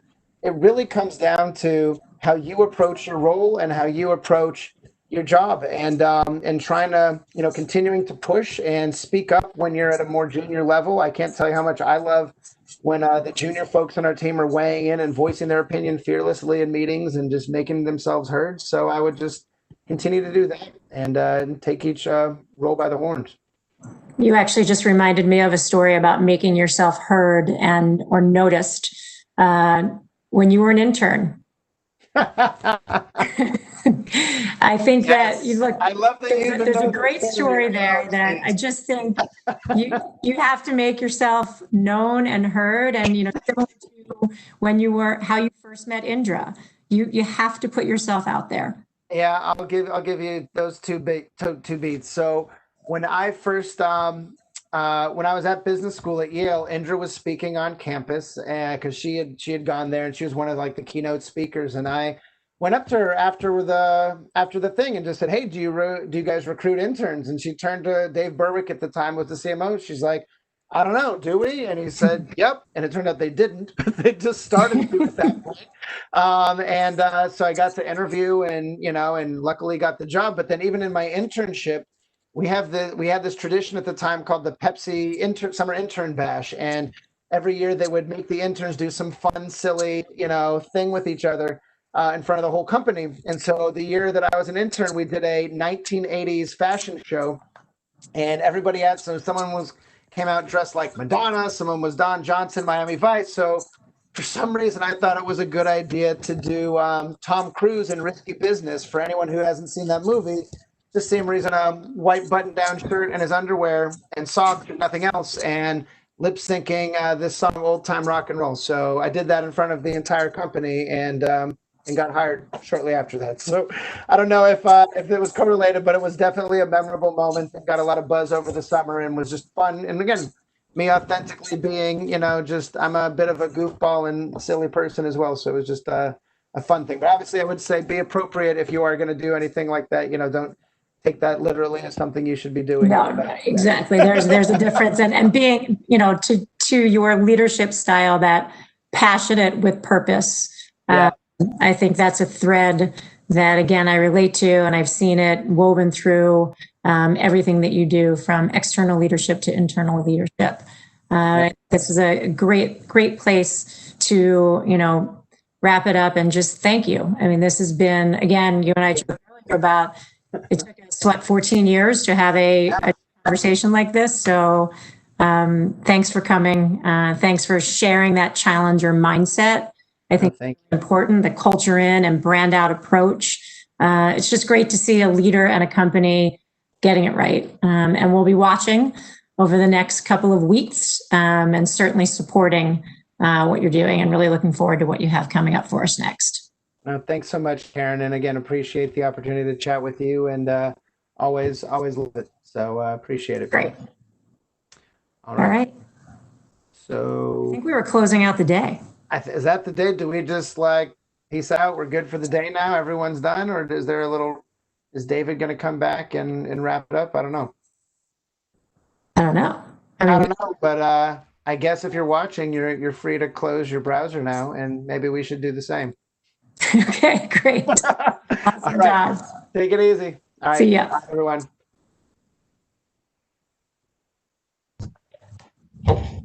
Sorry, I had a camera issue there for a second, but that was great. Todd jumped before I could thank him, but thank you so much, Karen. This was phenomenal. Thank you to everybody in YouTube land and here on WebEx for tuning in and making our 100th live cast a huge success. We have so much coming up on our private roundtables and future live casts. The next couple of days, we're talking about the future of work. Obviously, a really big topic these days with so many companies rethinking the future of the office. We have our next Women in Marketing program, again, where we talk about leadership, mentorship, work-life balance, and workplace equality. Always a really important one. And we just have a fantastic series coming up in the next couple months. So we're going to end this year with a bang. And thank you to everybody for tuning in. Have a good one, and we'll see you tomorrow.